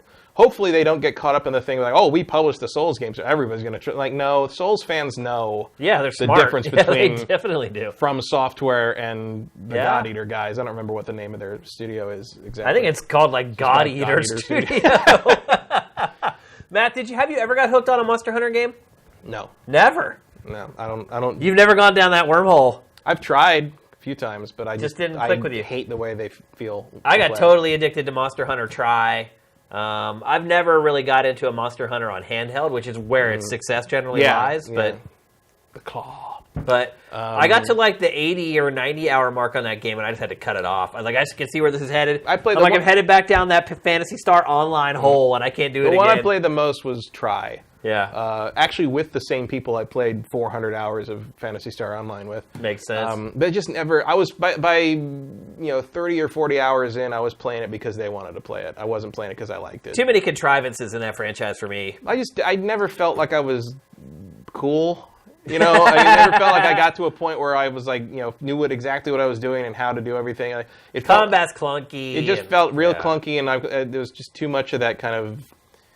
I hate to keep saying jank, but it's just like there's a reason the word exists. And of course, that one was the one where you had to hunt the things that were underwater, and I was like, is there anything less fun? No, that did suck. So like I get why people are super into it, but like it's just one of those, the same way you are with Dark Souls. Like I get why it's super popular. It's not for me. Yeah. At least not until it plays like Dark Souls or Ninja Gaiden or something. Yeah. Until it plays like something a little more resembling kind of the action games I prefer. Now the combat Monster Hunter sucks. I would play a platinum designed Monster Hunter in a heartbeat. Get on it that way. Yeah, I didn't. Which is kind of what I was hoping Scalebound was going to be. Yeah, a little bit. Kind of looked like it. I don't know. That combat still looked a little jankified. Better than Monster Hunter to me. I'd agree with that, but Monster Hunter's combat sucks in my opinion. All right, let's move along. We're going to talk about a game that I never thought was real, Matt. I never did. These rumors have been swirling around for a while about a Mario Cross Rabbids RPG. Even now, saying it just sounds completely absurd and stupid. But this week, it resurfaced. Again. Sources saying it's confirmed, a done deal. Can you think of a more odd mashup of franchises than Mario and the Rabbids? Do you like the Rabbids, first of all? Kinda. I mean, I don't think I've played a Rabbids game since the Wii, but like I do find them funny in spite of myself, I guess I would say. Also, like... They're like a knockoff of the Minions. Well, no, the Minions came after them. Yeah, so they're still a knockoff of the Minions. I just feel like they're... Ubisoft should be suing Universal for stealing the Rabbids. You think? The Minions are steals from the Rabbids. You think so? The Minions post-date... I mean, Despicable Me came way after that. Well, I know the date-wise, but do you really think that they were inspired by the Rabbids? I don't see why it's not possible. The Rabbids I mean, it's game, possible. But... The Wii sold tremendous numbers, and the Rabbids games were very popular. I have no problem believing some studio exec somewhere saw that and it's like, oh, we'll just make them yellow and take the ears off them, and there we go. Well, I mean, Rabbids are just rabbits. That's all they are. Well, yeah, but they're also like screaming crazy people. So like, they're basically they talk the similarly. I'll say that much. Yeah, like that's. I mean, yeah, they're a little more psychotic than the minions, but like, there's definitely. I think there's probably a little bit of give and take there. The Rabbids game, there's never been a Rabbids game that sold well. Did the first one sell okay? No, just by nature of being an early Wii game. It really didn't. Then why do they keep making them? I don't know. I mean, they make like. Michel Ancel really liked those things, I guess. I guess. They make animated shorts based around them as well. It's turned into this weird multi-platform property. We haven't seen a Rabbids game in a long time. There's like one for mobile, but there really hasn't been any console games for quite a while. How do they fit together with Mario, though? Well, Mario's had a lot of rabbit imagery recently, so... What do you mean? Well, there's Grabbit in the new Super Mario Brothers games, and... there was that rabbit he had to catch in Mario 64. Rabbits have always been at an undercurrent of the Mushroom Kingdom. They're the well, I think if you look at any animal, they're the oppressed minority of the Mushroom Kingdom, and now they're going to rise up and with their newfound benefactors, the Rabbids, who are going to jump in from the Rayman world, and they're going to lead the rabbits of the Mushroom Kingdom in a violent and bloody revolt against the oppressive monarchy that is headed by Princess Peach. Don't you think, though, that if... That makes as much sense as anything. It doesn't make any sense whatsoever. No. But don't you think... But if you're going to do this... If you've got Mario, though, and you're saying, hey, let's make a mashup RPG with some other franchise... Rabbids is like one of the last franchises I would ever think of for that. I don't know about that. Really? Well, I mean, I would say Mario Watch Dogs would make me raise my eyebrow more. Mario Assassin's Creed. Have you seen Super Mario Odyssey? In New Donk City? New Donk City is no Chicago. If Mario puts the hoodie on and starts murdering people in the name of his dead niece or whatever, then sure. Do you think Nintendo is being brave with the Mario IP or stupid? I think the Mario IP is more or less invincible, so do whatever the hell you want. Is it? Yes. Mario is as well known as Santa Claus. There's no...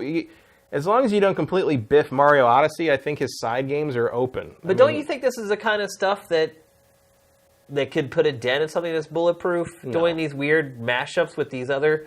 I mean, it's unsettling to me that Mario is in, like, New York City. No. I mean, if Sticker Star didn't kill him, nothing would. Or the game that we're showing right now, by the way. Right. Also, which is Color Splash. I think the fact that like Ubisoft has been, of all the third parties, I think has been the most supportive of Nintendo's systems the last couple generations, and it makes sense to me that they would want to go in on some kind of joint thing. And of Ubisoft's properties, I think the Rabbids or Rayman make the most sense. Well, sure, if you're talking about Ubisoft properties, but I'm saying, like, one, you didn't have to do this with Ubisoft at all, and two, there's all these other franchises. EA wasn't going to do it. Well, Ubisoft, based upon its support of the Switch so far, wasn't going to do it either. I mean, all it's put out is, like, Monopoly and all these other garbage games, like Just Dance. Like, isn't it ironic that Ubisoft, who has been a staunch Nintendo supporter through its worst consoles, though it was the only real third-party supporter of the Wii U, Nintendo finally has a console hit, and Ubisoft is the one that decided not to support it. The irony there is just crazy. It's like it's stuck by its side all this time. Nintendo finally gets another hit after the Wii, and it's stuck with this. It's caught with its pants down, essentially. And it seems to be scrambling to try to get software ready for it. Well, yeah, I think part of it is I think the third parties that were going to support the Switch got the hardware real late. Yeah, that could be part of it. Because otherwise, it's not like that architecture is like you really needed. No, but at a certain point, it's like, well, if you're going to pack the launch window with ports and indie games and stuff, like might as well hold your if you're Ubisoft, might as well hold your stuff until Christmas, I guess. All right, so let's just talk about the game now. Do you have any faith in the Mario RPG series at this point? I guess it depends which one or who's making it. When was the last good one? I liked Bowser's Inside Story. Okay. but like the last one I thought was really good was probably Superstar Saga. If that's what we're talking, if that's the version we're talking about, and not like Paper Mario. Yeah.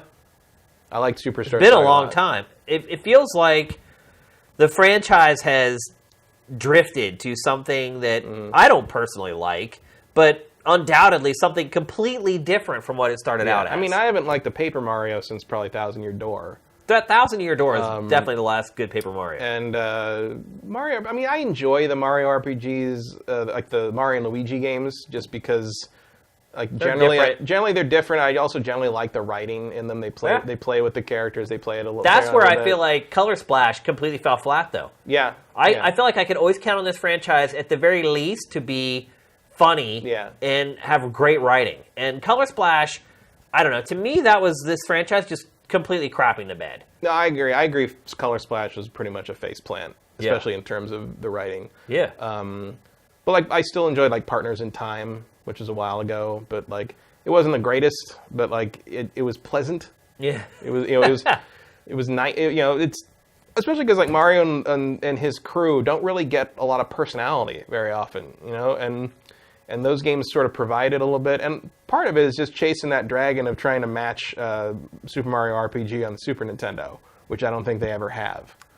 Shouldn't that be what they make, though, with this project? Shouldn't they just slap some Rabbids on that style of game, that game design? I mean, probably, but we know better than to think Nintendo's going to just do what we want. Yeah, that's a good point. If they just gave people what they wanted, we would be playing a good Star Fox game. That's a good point.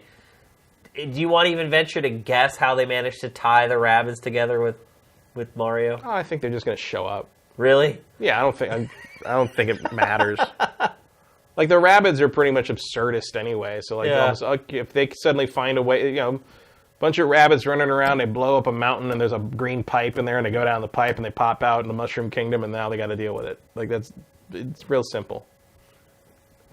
So don't overthink it. I think this is a terrible idea. How does Mario and Sonic hook up for their Olympic game things? Like, who cares? I'll say one thing. I hope that this game is being developed by Ubisoft and not Nintendo. Because we were talking earlier about how working with Microsoft, working on one game isn't taken away from another. But in this case, it would be taking away. I hope this is what they made the Child of Light guys make next. All right, good job on the heartfelt, lovely little RPG. Now you're going to make this. Yeah. Corporate. Good luck with that. Put a Big Mac in every other scene. Fuck you. So I'm guessing we'll probably, because these, like we were saying earlier about leaks, pre-E3 leaks, I'm assuming this is one of them. Well, this has been so persistent for so long that I have to think there's something to it. Yeah. Even if it never happens, it probably was going to happen at some point. Well, it sounds like these recent leaks are saying it's definitely happening. Yeah. So I'm guessing we're going to see this in a few weeks at E3. To me, it doesn't necessarily make sense as like, are you going to make a good game out of it? But it does make sense in the terms of, Nintendo and Ubisoft have a good relationship, and this might have been a good way to kind of lure Ubisoft into sticking around. Like, I feel like maybe this could be like a Bayonetta 2 kind of thing, where like Nintendo funds the development and publishes it, but Ubisoft benefits by being the ones who makes it. That kind of that could be what happens. I mean, it's not impossible that this could be fun. It's true.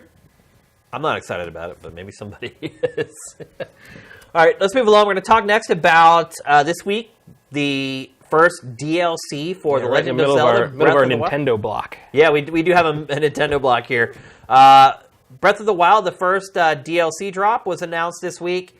It comes with basically an arena battle mode where you just go room to room taking on enemies. What is it, like Way of the Sword or something? Yeah, something like that. Kind of a Cave of Trials style thing. Yeah, basically you just go one. It's just exactly. It's like the Cave of Trials, and you just go room by room, taking on enemies that get increasingly more difficult. Are you excited about this, Matt? I don't know about excited, but I'd be nice to have. I'll tell you what I'm most excited about is one of the other things in the DLC. So the difficulty slider that they're trying to charge you for? No, I don't care about that. How about that? I'm excited about the item that lets you plant a fast travel spot. Right. On the map. That's a big deal. So that's a huge deal. That's nice. But that's not stuff that we should be paying for, man. No, if it was The Witcher 3, we wouldn't be. Right. Or any other game. But I don't know about that. EA would charge us for this shit. Really? Oh, yeah. If this was in Mass Effect Andromeda, we'd be paying $4 each. But Matt, EA's doing free DLC. Like it got rid of its season passes in Titanfall and Battlefront. Well, yeah, now it is. But still, it is. I mean, this is 2017. It boggles my mind that Nintendo is trying to charge people for a difficulty slider. Yeah, but you think about that. But you got to remember, like Nintendo's running about 7 years behind everybody else. We're just now getting the horse armor. Yeah. No, you're right. I mean, that is sort of where Nintendo's at. But I would also argue that even though Nintendo was late to the game with DLC on the Wii U, it handled it really well. I thought it did. I thought the DLC, the way Nintendo did it on its Wii U games, I thought it nailed it. And it almost feels like someone went to Nintendo and said, "Hey, you're being way too nice." Like, could be. You could make way more money. I think it depends. Also, like, I would argue that they were not very good about the DLC on Hyrule Warriors. Because if you want all the DLC in Hyrule Warriors, you're paying the price of the game over again. Well, we're going to talk about that next. And Fire Emblem, that's the next topic. Just trying to figure out the DLC in the last Fire Emblem game was like, wait, this, and then I pay $5 for this extra map that I can do that. What? Like, and it was confusing. And at that point, it was kind of the thing where I'm like, can't I just pay like I'm glad Zelda has a season. I'm just like, sure, just take the money and give me everything that comes with it, and I'll use what I want, and I don't care about the Switch T-shirt. I'm not going to wear that. I believe I lost that shirt somewhere. In the wilderness somewhere, but I mean, I think it's basically we're all here for DLC too. Yeah, if we're honest, like it's got the extra dungeons, it's got the extra map stuff. It's got it's gonna give you the 12 shrines that are missing to let you max out your stamina and your health totally. Like that'll complete the game. This is sort of like here's some stuff. I'm glad they're gonna be able to put a custom fast travel point down. I will probably that hard mode is lame as all hell. I mean, it's lame in the first place. They're charging you for hard mode, but that hard mode sounds terrible. It really does. It doesn't sound like it's going to add anything to the experience at all. And here's another thing I would say. I think that this DLC will be one of the best-selling DLC packs of the year on any platform. Can you buy it separate, or is it only the season pass? No, I think you can buy them separately. I thought it was season pass only. Really? I didn't know that. Maybe someone in the chat will fill us in. Unless that's going to change when it comes out. I don't know. For now, I think you can only buy a season pass, but that might just be because the individual one isn't up yet. Yeah.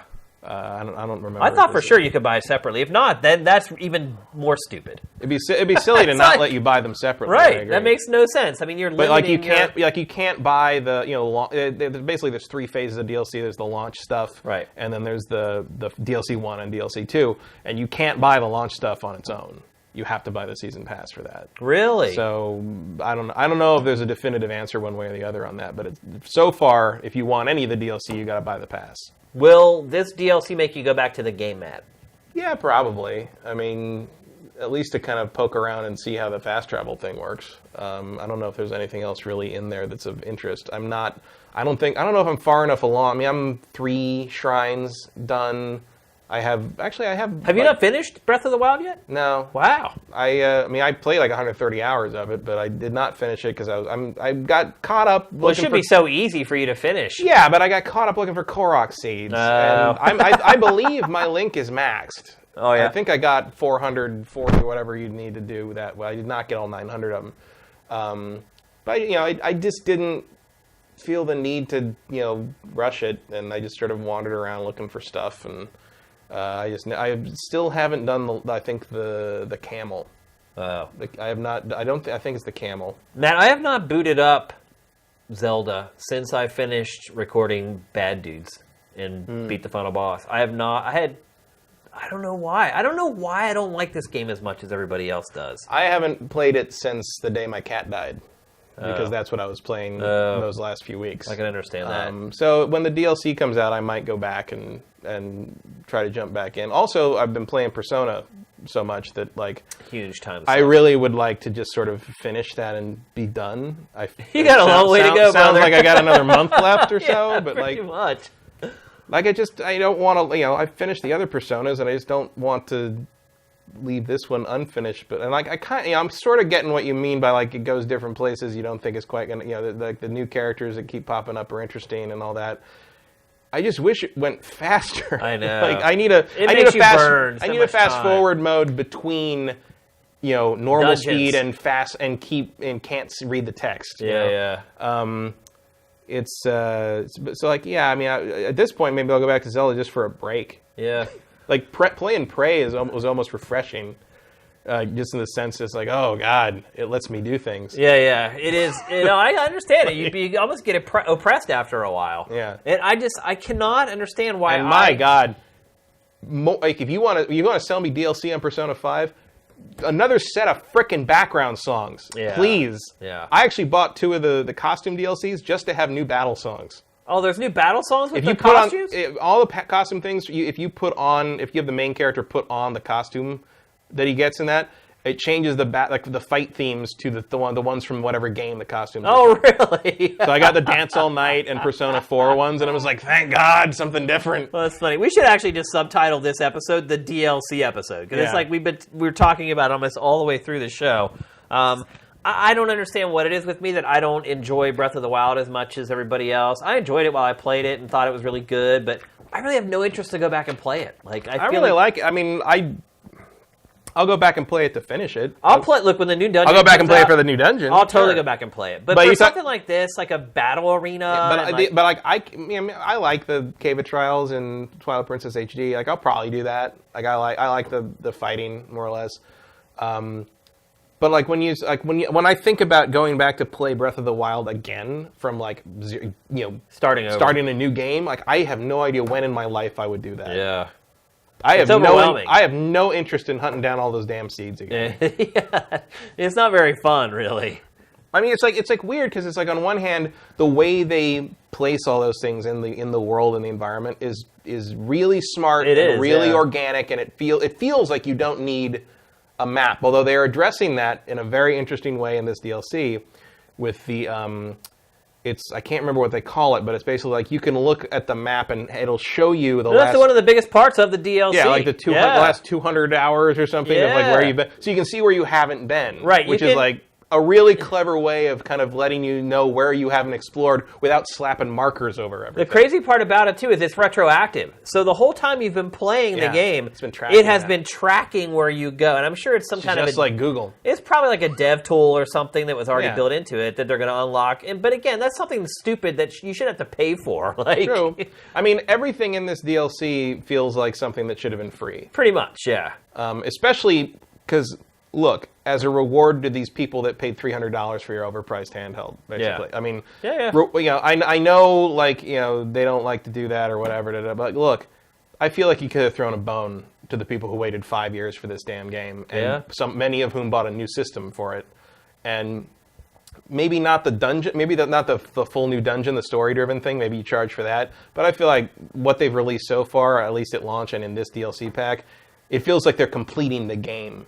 Not that they're adding content. Right. I'm not a fan of this DLC at all. I'm trying to figure out if anyone answered our question about Zelda's DLC, if you could buy it separately, but I don't think anyone has. People do that. You can't? No. So you can only buy the season pass. That's to get what DLC. I thought. I mean, that's what I'm... That's crazy. Unless they change it later. I mean, that's just leaving money on the table because even with, you have the dungeon coming... Everyone's going to want... I mean, there's some people who are only going to want to buy the dungeon, and if you're trying to make them pay that huge chunk of money for that one dungeon, you're losing customers there, too. It makes no sense whatsoever. Yeah. I mean, if I wasn't... I want to play them so we can talk about them. If I wasn't doing this show, I would probably just want the second DLC to complete the shrines, basically. I think Nintendo's leaving money on the table. Why did they go wrong with DLC all of a sudden? They did so well for a while there. I don't know. Well, I think they because what we're going to talk about next. They did real well on Mario Kart and Splatoon. It's great. But they seem to be a little more draconian when it comes to single player stuff. A little more cash greedy. Well, draconian, dragons like gold. Yeah. Well, let's just move right on because this is going to segue perfectly. This is why these two topics were stacked together. Fire Emblem Echoes. I actually got this just as I walked out the door to come here. I got an early copy of that. When's that out? Like next week?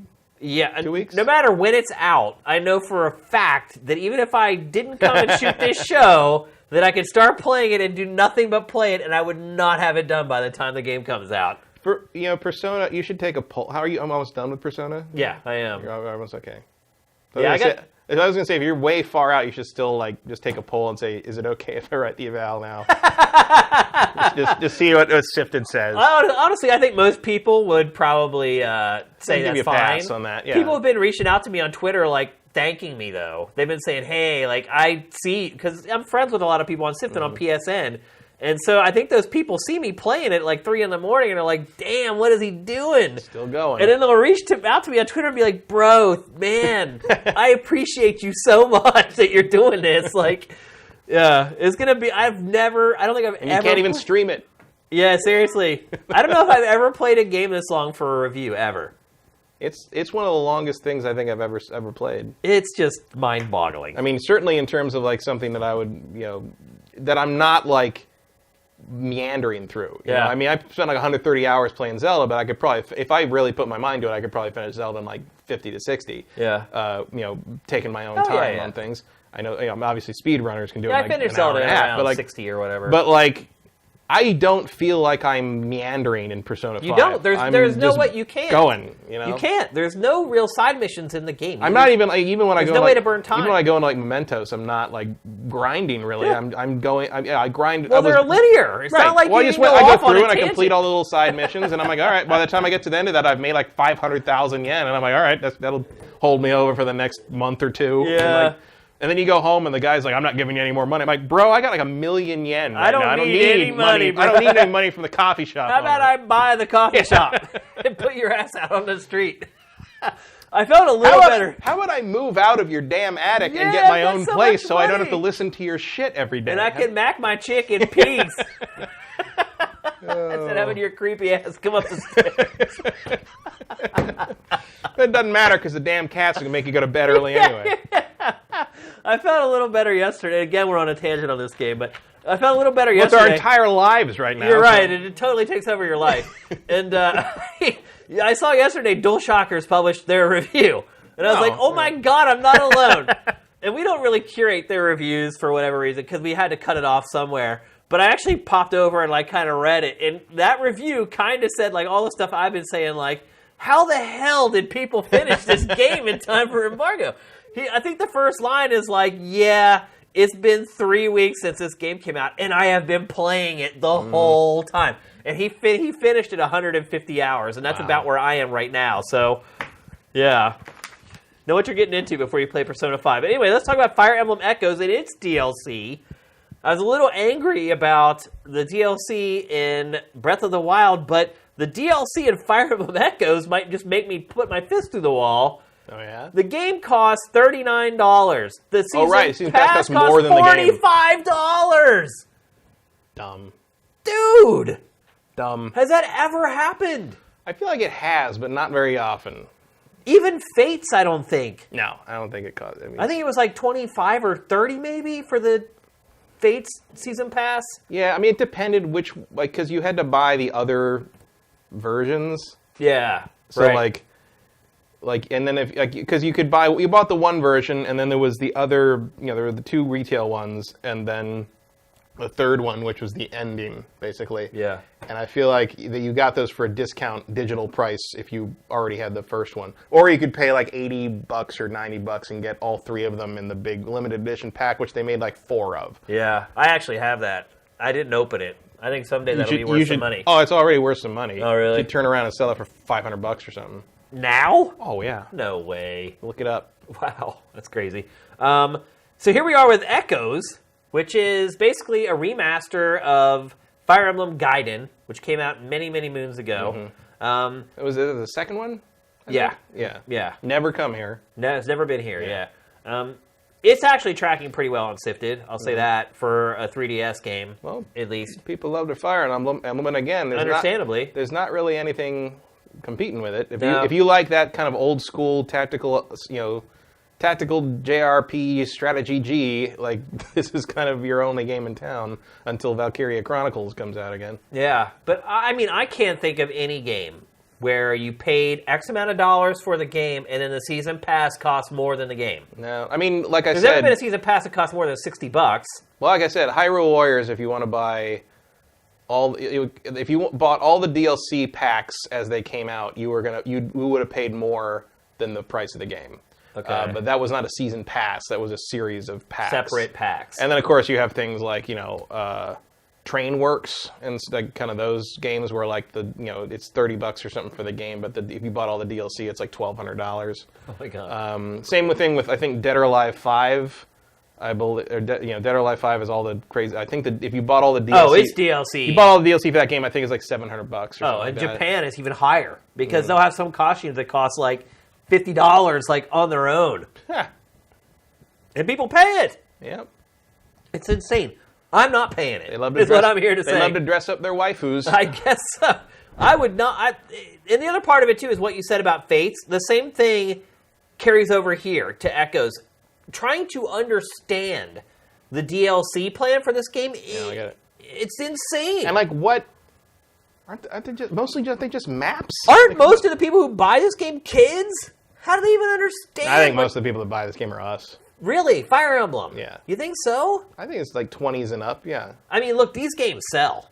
Oh, yeah. Millions. Like, you really think there's like 1 million people our age buying these games on a handheld? Easily. Really? I mean, maybe more younger than us in the 30s or something, but I think you're dealing with people who grew up with the strategy JRPG in the 90s and early 2000s. I mean, look at the breakdown of people who bought the Switch. Like, the vast, vast majority of the people who bought the Switch are men between the age of like 25 and 36. Like, I never saw the demographic on Switch. I saw a demographic of it. And it's almost all dudes in their late 20s and early to mid 30s. Like that's good to hear. Actually, maybe Nintendo will look at that and make some games for people that age. But I mean, that's your target. I mean, Nintendo may not realize it, but that's your target as Nintendo. Like your target Nintendo fan is in their 20s to mid 30s. And at least the ones who are actually going to spend a lot of money on software. The ones who are in love with Nintendo and bought the Wii U. They are the people who define their gaming lives by Nintendo, because they have they grew up with it. It defined their childhood. It defines what it means to have fun playing video games to them. And they are the ones who are the early adopters of Switch. I'm not saying that Switch is always going to only sell to those people, because it'll branch out as it becomes more widespread, more available, and the marketing campaign hits really hard. It's going to be Christmas time. A lot of kids will get it. Yeah. But you're talking about people that went out in March and bought that new system for $300 and played Zelda. It's millennials from in their 20s and 30s. Yeah, and people with disposable income. Right, and I think Fire Emblem hits that same audience because we're the ones who grew up with that stuff, and we're the ones who still love that stuff. And the strategy RPG is a bit of a niche, and I think you're talking about an older audience for that. Certainly, I would not like to have to try to convince my niece to play that game. Yeah. Because she's not into... She'd rather play Animal Crossing. I mean, one thing I will say that Nintendo appears to be doing that's smart is it's starting... Well, maybe it's not that smart, but it's starting to look at its games as a platform. Mm-hmm. Kind of like with Overwatch. Well, I think you even saw that with Awakening to some degree. For sure. And it's weird that Fire Emblem is kind of the thing Why that is sort of it? struck out. I think because they can sell maps separately. I mean, it's working for mobile too. Fire Emblem made way more money on mobile than Super Mario Run. Yeah, and to its credit, I think the Fire Emblem on mobile feels more like Fire Emblem than Mario feels like Mario. Like I mean, obviously it's a little mobily gimped because you only have like 4 characters in the shot. But when I play that Fire Emblem mobile, like it does pretty much feel like you're playing Fire Emblem in a slightly weird skew. But like it's more or less intact. Yeah. I'm not saying I will play Fire Emblem mobile instead of this, because this is obviously a full-fledged Fire Emblem game. Yeah. But like I feel like Fire Emblem made the jump to mobile pretty damn well. Yeah. And it is, of course, the usual sort of... I feel like one thing I would say... It's the usual microtransaction grind, but... Right. I don't think it has the longevity of real Fire Emblem games, though. No. The depth. No. It's certainly made for more casual players. But it might be enough to, if someone like that and then sees this, they're like, oh, maybe I'll try that. It could be a gateway drug to a real Fire Emblem game. To me, I think... Whereas Mario feels like you're working backwards on it. It feels like, oh, you like Mario, you should pay us for this kind of thing. I think it's hard to create a game as a platform when there's no multiplayer involved. Single-player games, I feel like, are a harder sell because eventually people, if they don't have competition against other human beings, people will eventually burn out on games and concepts. And design paradigms. Eventually it wears thin. Somewhat, but I think part of the problem with the single player idea for that is, like, if you want me to kind of play a single player game as a platform, the content you keep providing has to be meaningful. Yeah. And at that point, it feels like a lot of companies seem to say, like, well, we're just going to make a sequel then. Because like I would be super down with Fire Emblem as a platform if the DLC they provided had a meaningful story and meaningful expansion to these things. But most of them just seem like a map you can go and kind of grind on in the training mode. That's what it is. And then so, you like, think what's about the it, point? they're asking more for it than the base game. Yeah, I which mean, makes you it- should be getting a freaking sequel, Right. Or better. You A should whole be getting second story. You should be getting a whole A remake sequel. of the first game. Yeah, you should be getting a whole sequel plus the DLC for that sequel. Yeah. It's insane. I don't know what. Like I said, Nintendo. I felt like. I don't know what the cost breakdown would be. I mean, it feels like making those other maps is like pretty simple. Like it's certainly not like making a Call of Duty map. And they give those to us for free.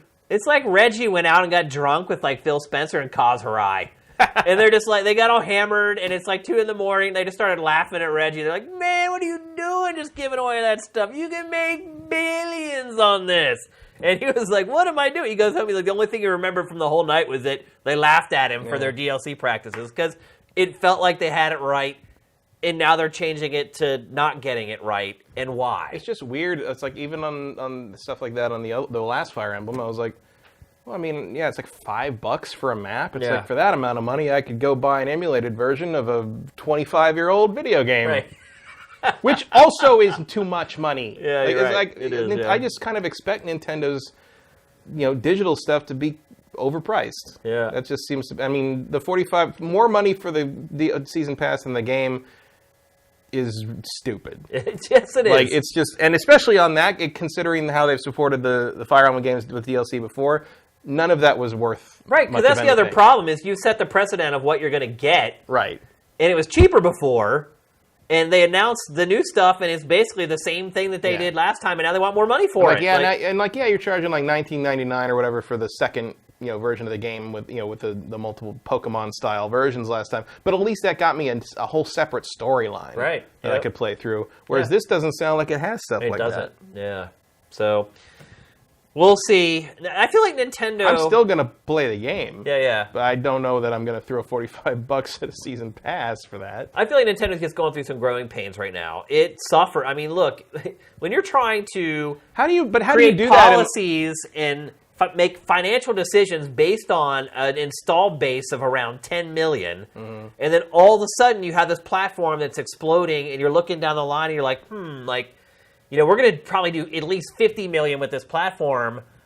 Trying to extrapolate that model that you had before with this small amount of people and saying, well, that was successful. Well, yeah, it was successful because you were holding people hostage. They had nothing to play.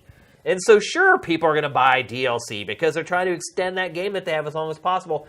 Conceivably, that's not going to be the case with Switch and even with 3DS, in all honesty, going forward. It shouldn't be. So, I don't know what it's doing. I feel like it's kind of like in the dark right now, feeling around, trying to figure out how it's going to sort of handle these policies going forward. And do you feel like anyone at Nintendo was like, in the meeting, was like, hey, the season pass costs more than the game? Yeah. That's weird. Like, it's the first thing I thought. The funny thing was, when I curated that story, a couple websites had reported it and didn't even mention it. And as soon as I saw it, I was like, that costs more than the game. And so I wrote in the blurb, I'm like, I've never seen DLC that costs more than the game. And then all the other stories that started coming into Sifted started running with that same headline. It costs more than the actual game. I'm not saying that they copied it from us, but I'm just saying that, like, some people didn't even pick up on it at first. Like, to me, it was like immediately. I'm like, $45? That's a 3DS game. What are you and then, and now it's turned into like a thing. So, and it's good it turned into a thing because it'll make Nintendo maybe second guess it next time. I wonder if they're like, well, we priced it like that high, so it's something that players can save up for and play later. They're pulling the Sony card. A little bit. Maybe they'll get a second job to pay for this get DLC. a second job to pay for the PlayStation 3. And DLC for Fire Emblem. We have made the most beautiful thing in the world. Please do not criticize it. That is my favorite game company deflection of anything of all time. The funny part, too, is now I look at the button doesn't work on the PSP. Please do not criticize our beautiful thing. Yeah. Like, but it doesn't work. The funny part is now I look at the PlayStation 3 Fat, and it's like heinous. It's like anus? Heinous. Okay. It's like anus. Heinous with an H. It's like ugly. Like that console is ugly, I think. It's a little big. And it's got that cheap ass plastic thing on, like, door on the front. I don't know what they were thinking. Most beautiful thing ever, though. All right, that was the PSP. It was the most beautiful thing ever. Oh, the PSP. Yeah, because the square button, they had to move the square button over so far to get the screen on that when the Japanese released, some of them were like the pressing the square button was missing the circuit board and it wasn't registering, and people complained, and Kutaragi got up and said, I believe we have made the most beautiful thing in the world. Please do not criticize it. And everyone's like, and how long after that was he sent packing? I think that might have been that might have been the beginning of the paperwork. Right. Let's start working on that severance package. All right, let's move on. We're going to talk about Darksiders 3, undoubtedly the biggest announcement from this week. Matt, did you like the first two Darksiders games? I like the idea of the Darksiders games. Well, they're Zelda. It's a Zelda game with a different universe. The first one's a Zelda clone. The second one is sort of a Zelda-ish open world adventure game with a lot of Diablo loot, kind of like. The second game felt really they're almost opposites, because the first game is a Zelda clone. It is a 100%, Zelda game. Yeah. The second, with a little side venture into, we're just going to steal Portal for the second to last dungeon. Yeah. Right down to the colors. Yeah. But it was like one of those things. The first game was colorful. Oh, very colorful. And the art style is by Joe Madureira, who was a big X-Men artist in the 90s. He was kind of the spearhead on Age of Apocalypse back in the day. And you can see that, the art style of especially the first Darksiders is basically Image Comics, the video game kind of thing. And here's the thing, I think it's over-designed and silly, but I also kind of dig it in that regard. And I think the environments look really cool. It was a sleeper hit. No one expected much from it at all. Also, look, published by THQ, which was in a total tailspin at that point. It's as uninspired as I found as just derivative of Zelda as I found it. It was a solid clone. Also, first game the developer ever made, Vigil Games. Pretty impressive, technically. They had to put out a patch to fix some tearing issues at first, but overall that game was pretty damn good for a first effort from the company. Also, keep in mind that there is really no such thing as a Zelda clone. Right. There are. Very few people attempt that. Because here's the thing about Zelda's big change for Breath of the Wild. It went from a franchise that was completely unique, unlike anything else. For whatever reason, no one even bothered to try and copy it, other than this franchise. To a franchise that's like dozens of other games that come out now. Well, that's and it's more successible now that it's more like everything else. It's also like, if you look at Breath of the Wild, Breath of the Wild did make me think this a couple of times, because Darksiders 2 in some way is kind of the same idea as Breath of the Wild, in terms of we have bigger areas, big open places. There's you have to go into places and find the dungeons and solve the puzzles in there. Unfortunately, there's only one kind of puzzle, which is rolling a giant ball into a slot. But Darksiders 2 felt like a much less focused game than the first one. It was trying to be a whole bunch of different things. It got bogged down in this Diablo-style loot thing, which was just you're constantly managing the inventory and trying to figure out this one's 4 plus 4 better than this one. It was just who cares? A lot of games do that, though. A lot of games do that, but the first one didn't do that, and the second one sort of gave you a lot of busy work on top of a lot of repetition. And even though I thought the combat system was pretty cool, it had I think 7 or 8 different types of collectibles you had to go through all the worlds and get. It was I had a spreadsheet open at one point playing that game. I was all right, I got the demon bones, but I need the bottles of soul essence, but I don't have any of the runes of that. I'm just guys, come on, too much. It's too much. And Banjo-Tooie. Yeah, a little bit. It's just we need to make it bigger. And I like the mythology of it. Famously, Darksiders 1 has one of the most the biggest blue balls ending, I think, of its generation, where you go through the whole thing with war, and at the it's kind of a cliffhanger where he looks up and the other 3 horsemen are about to arrive, and you're whoa, shit's about to go down, and then it ain't. Nope, Darksiders 2 takes place kind of before and parallel with what's happening in 1, and you're playing as Death, and now we get 3, which like. Now you're playing as his sister. Now you're playing as Fury. The sister of the 4 horsemen of the apocalypse. A third horseman. The fourth one being Strife, who uses dual pistols, whose both guns, I think, have been used in 1 and 2 as items. Right.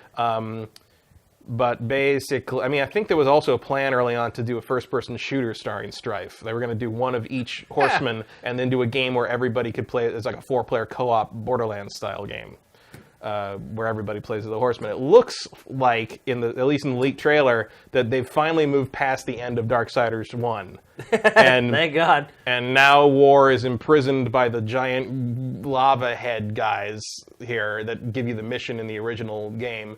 And they're sending Fury out to kill the 7 deadly sins. Because the apocalypse has been accidentally brought on, which is from the first game. Right. And she's going to go deal with stuff somehow by killing the 7 deadly sins, which is a really weird way to adapt that Fincher movie. It really is, yeah. What's in the box? But, I mean, cool. Like, it's like, that's a fun premise. I'm sure you can make some really interesting stuff out of the 7 deadly sins. In terms of like big boss battles or whatever. You want to know what I like the most, though, particularly about the first Darksiders, and to a lesser extent with the second one, was that it had lighthearted moments. There was some comedic sort of moments throughout the entire game.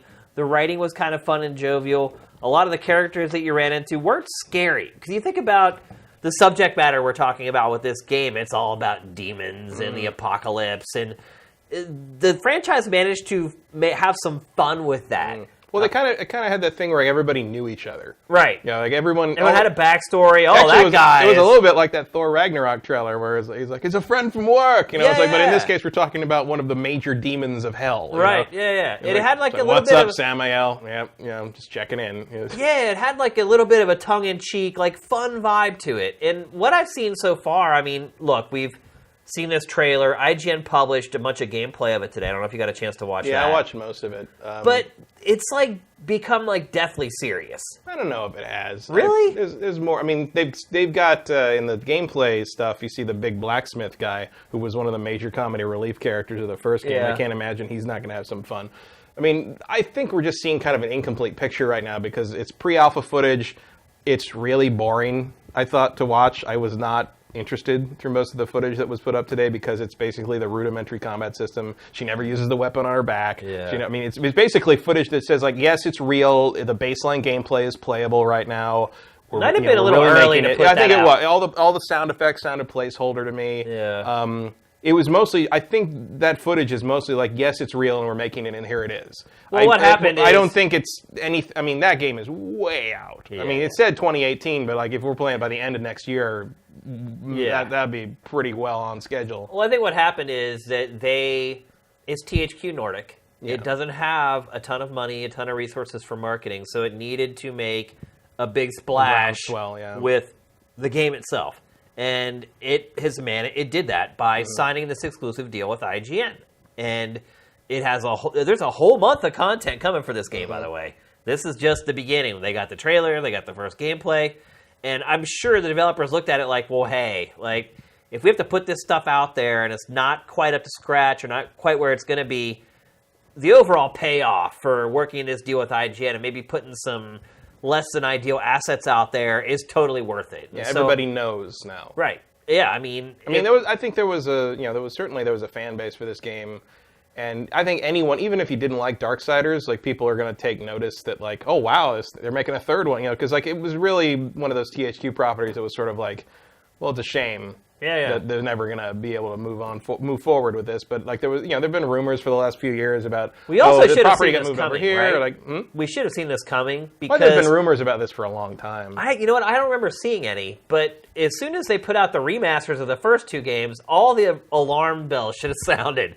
Because if you notice, like anytime they're bringing a sequel out, you'll start to see the remasters released before it. Yeah, well, I think that was in process beforehand, especially the first War Mastered edition. But like the question, I think those were testing the water to see if there was enough reason to continue with this project, and clearly there was. Yeah. Which is good. I mean, look, I'm not the hugest fan of the Darksiders games. I think they're to some degree, they feel like relics of the 90s Image Comics, like super cool, extreme, gritty, like comic book scene, because they're drawn by the guy who basically was one of the faces of that. But they're a unique thing. They're a unique take on material. Like, I like the kind of the pseudo-biblical apocalypse, like, take on things. It's Pseudo fun. is right. Yeah, it's fun. It's I hope they keep that sense of, like, every once in a while, like Death especially. Also, Michael Wincott as Death. What a great casting choice. I love that. Sure. That guy's great. And actually, Liam O'Brien as War. The voice acting in this really series good. has always been great. There's some top-notch voice work in these games. Yeah, for sure. Even, as lackluster as I felt the first one was, in the end, I did get 1,000 out of 1,000 achievements on. I did play it twice. Wow. In part because the New Game Plus, once you have the special armor, you can just basically walk to the end of the game. Right. It makes it easier. I did not finish Darksiders 2 because that game is too damn big, too damn long. But I like how they look. They feel good to look at. I like how they animate. I like how Death fights. I like, it gives me a nice kind of balance between kind of the character action game and the action RPG idea. Like, I dig it. I hope it works. I'd love to play that. I like Fury's design, more or less. I like the idea that she plays differently. Her whip combat already, you can kind of see that she, War is a sledgehammer. War just beats his way through the enemies. She seems that little more finesse. Death was very agile. Death was fragile to some degree, because I guess he's a skeleton a little bit. But you had to dodge around guys and over guys and hit guys. But you hit hard. You just couldn't take to your glass cannon, basically. She seems to have a combat style that is more about keeping them controlled and keeping crowd control and keeping your distance. Which feels different. And I like kind of what they're going for. I see potential in the very rudimentary combat they showed in the footage. The one thing I will say is I get what they're going for with her hair, but it needs some work. Because right now, that's the type of stuff that they polish. Yeah, that's last few months polished stuff.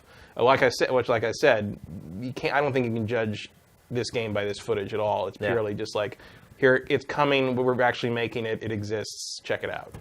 Lots of anger out there on the interwebs over the female protagonist. Really? Yeah. Does that really surprise you? Well, I mean, I'm not talking about people like us. Right. I guess not, but, like, we knew it was coming, like, more or less. I mean, they've always talked about how they want to do a game for each horseman. Yeah. And we've known Fury and Strife were who they were since the beginning. Well, maybe you didn't know if you didn't, like, because there were tie-in comics and stuff. Right. But they did show them. I mean, we knew it was War, Death, Fury, and Strife, and Fury was a woman. A horsewoman of the apocalypse. Not the first time that's been done. The X-Men had female horsemen of the apocalypse, different apocalypse. If you had to choose, would you rather play a game as a female or a male? Or does it not matter to you at all? It doesn't really matter, as long as the character's interesting. I mean, I played a lot of games with boring male characters. Doesn't really help. Yes, far more games with boring male characters than boring female characters. I like how it's more important to me if they look cool, and I think she looks cool. I played Tomb Raider. Like, who cares? I honestly prefer playing as women. I picked female Morgan in Prey. I would rather look at a girl's ass for 60 hours than a guy's ass. Call me crazy. I'd call you something. But, like, that's not real. I don't care. I mean, it's just make a good character, make it a good game. Yeah. Like, if you think that if your protagonist is female, great. Make her interesting. Yeah. That's all I ask. Although I would say that usually whenever they let me choose a gender for a game, I choose a male, because I'm always trying to project myself into the character. I usually choose female because, in my experience, in games like that, when you create your own avatar, I find that the hair options are better for the female characters. That's true. Men get better clothes, and the girls get better hair. Which seems really weird. Well, because most of the clothes are generally designed for men to look at in those games. Right. So, but I just like, I don't generally go for, like, if playing the guy, okay, I can either be bald, or I can have, like, the crew cut, or I can have the flat top. Or I can do, like, the emo one-eye thing. Yeah. And I'm like, you know what? I'm just going to go to the girl and, like, pick something that I like from there, and it's going to look Or the better. Bald guy. That's the other one you always get. Shaved head, bald guy, with a goatee. Yeah.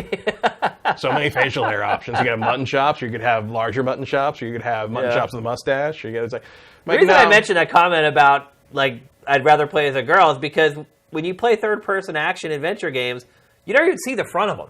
Mm-hmm. All you see is the back. It's like you're just looking at them from behind the whole game until a cutscene happens or whatever. So, to me, if that's the scenery I'm going to see for 40 or 50 hours, I would prefer it to be of the female form than the male. Well, I don't know if that's as enlightened as we're looking for here, but it's a reason. No, I don't. The idea that I would not play a game because of the gender of the main character is a weird idea. Yeah, it's insane. Yeah, especially if the game's good. There's a lot of people out there that are like that, though. Sadly, Everyone debating in the chat right now whether they'd rather play as a male or a female. I just, I want to play as a character. Make them good. No, you're right. As long as they're well written, well voiced. The idea that I wouldn't be able to identify with a woman because I'm not a woman is very strange because we're all people. It's true. And I don't mean to turn that into kind of like, oh, sexism is over. We're all the same. It's like, no, there's things definitely women, not the case. There's things women go through I will never understand because I am not one. And, and we have to acknowledge that. But I feel like when it comes to I am character with weapon killing demons, it's not really a gendered thing. We all want to kill demons with whips. That's right. If we didn't, Castlevania wouldn't be so popular. That's a good point. All right. And that starred Dude, so go play that if you have to kill something with a whip with a penis. That's my advice to them. Wait, you just said if you have to kill something with a whip with a penis. You can take that as you will. Okay. All right, it's time for our trailer of the week, and it's not very often that we do a show of GameFace, at least these days, on the day that a game comes out. And today, Prey did come out, so we are going to roll the launch trailer for Prey. As always, get those questions in. We're finishing up a little earlier today, so we should be able to answer a little more than usual. So if you have a question for us, make sure you get it in the chat while we watch this. Here's a launch trailer for Prey. Oh my god! Security! Security! This station was your laboratory, and the experiment was a failure. The outbreak can be contained. Earth can be spared. It has to be me. I know what's coming. Some people will never understand what you can do.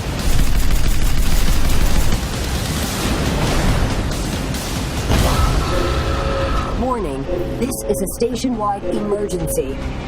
5, 4, 3, 2, 1.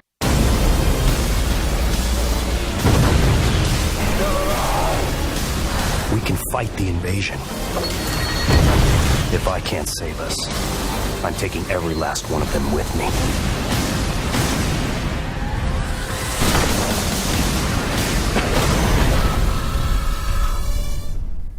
That's a pretty good trailer. I don't know if you got, we were kind of talking and get to watch it too much, but that will get you hype. If you guys are sitting on the edge right now or on the ledge thinking about whether you should buy it, I think that trailer might push some of you guys over the top. So that's a good one. It was also a terrible week for trailers, I might add. So that one kind of won by default. Let's see. I saw one question about Judges Week in here. Yeah, that was the Legacy. Shane, does going to E3 Judges Week ruin E3 for you in terms of surprises? Okay, so a couple things. First thing is I am no longer an E3 judge, so I do not go to Judges Week anymore. And it's a little weird when you start thinking about it because E3 judges aren't picked on whether they should be a judge or not. E3 judges are picked depending on the size of the audience of the website or publication they work for. Mm-hmm. That, to me, is messed up. It's not that they're getting people that they feel are most qualified to come in and judge the games. They're just saying, what are the biggest outlets?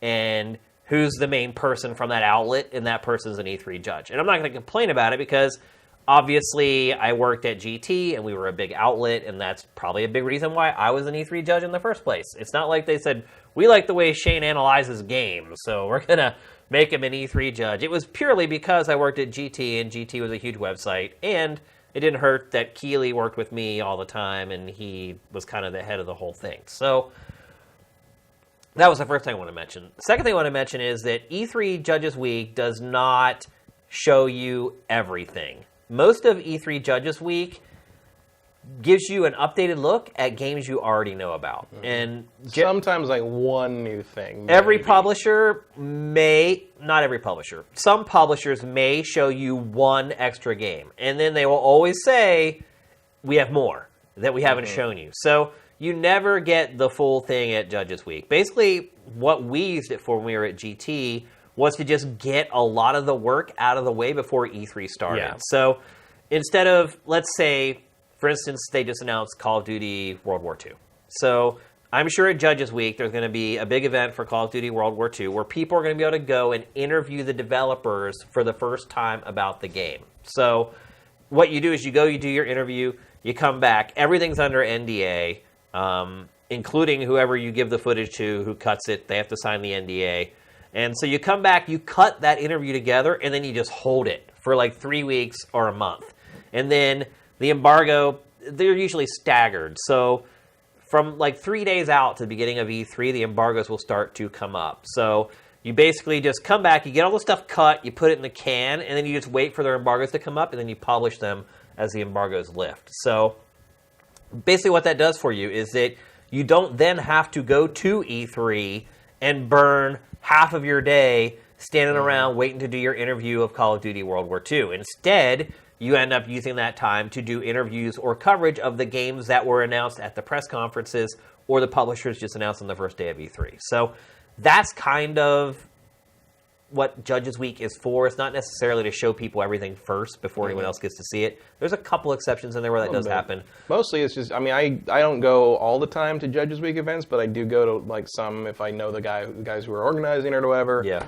And yeah, they're mostly just like, you get to sit down in a really calmer environment, play the games as thoroughly as you can in the time allotted, and you come out of it feeling like you have a real handle on, you know, the lineup. And so that when the press conferences happen, you only have to worry about the stuff that's new.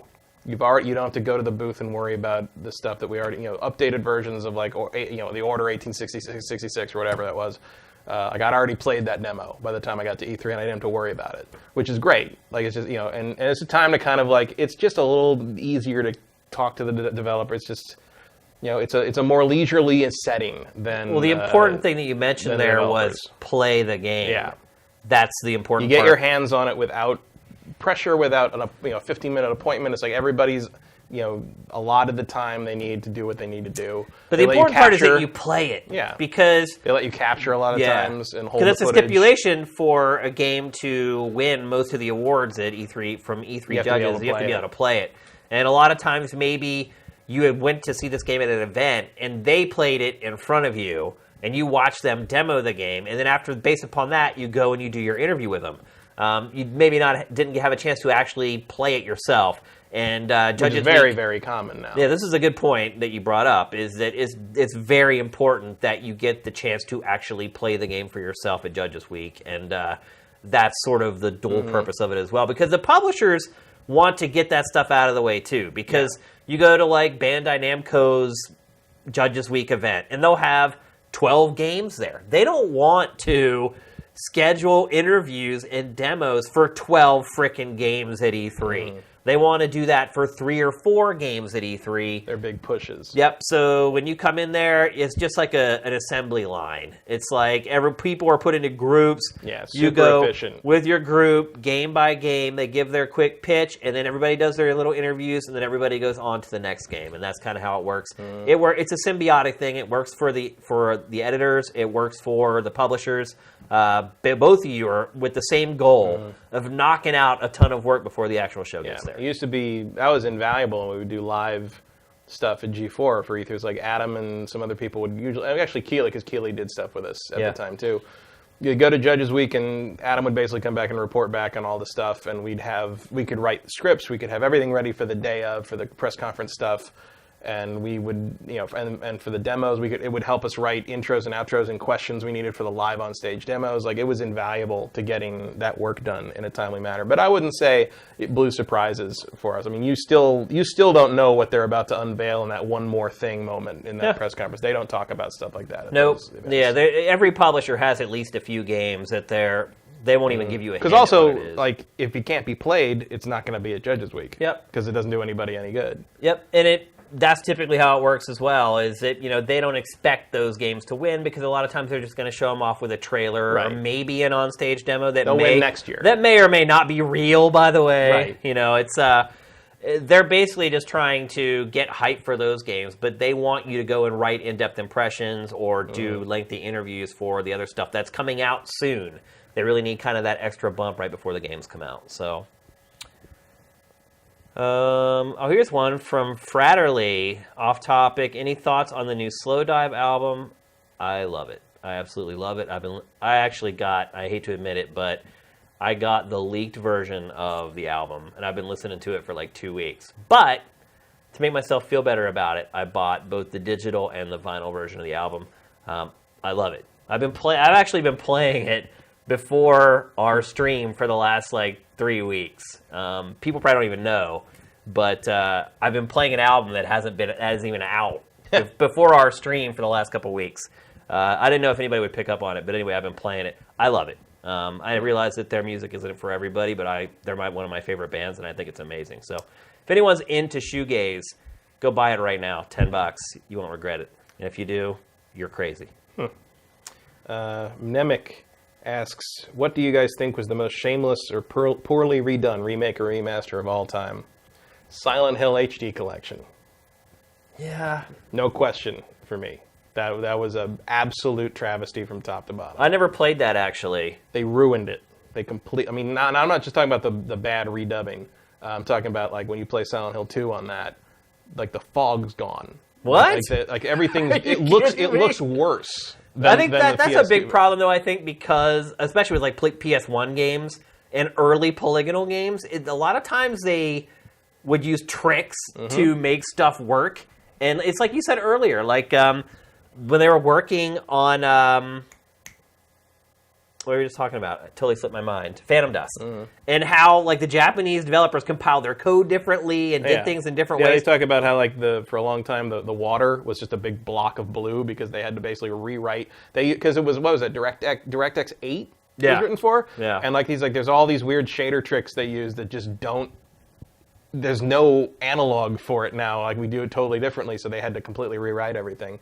And Konami was not interested, or whoever they did this for Konami was not interested in rewriting anything to match the original game. So the Silent Hill HD collection is just a disaster, which is sad because Silent Hill 2 is one of my favorite games of all time. Yeah, me too. One of my favorite horror games of all time. There's never any reason to play the HD version unless, like, I don't know, people fix it at some point. But that would be my pick for the worst. I honestly can't think of any bad remasters. There have been ones of varying quality, but for the most part, I think they're pretty solid. But that one was terrible. Well, I think it's hard to say a remaster is bad because just organically it's better than the original game. Even if they just bump up the resolution, typically well, that's the thing. That's going to be an improvement. With Silent Hill, it's like, how did you not even just do that? Like they didn't even succeed at just making it, just make it run in a modern resolution and you're good. But like they didn't even manage that on Silent Hill. I mean, I will say that Phantom Dust port looks pretty bad, but I'm trying to think if there's anything. Because it's pretty rare anymore if you get an old game revived where something isn't improved at all. And I mean, other than that game being 16:9 and a little bit of a resolution bump, it doesn't look that much better than the Xbox original. So that would be on my short list of like kind of iffy remasters, reissues, whatever you want to call them, ports.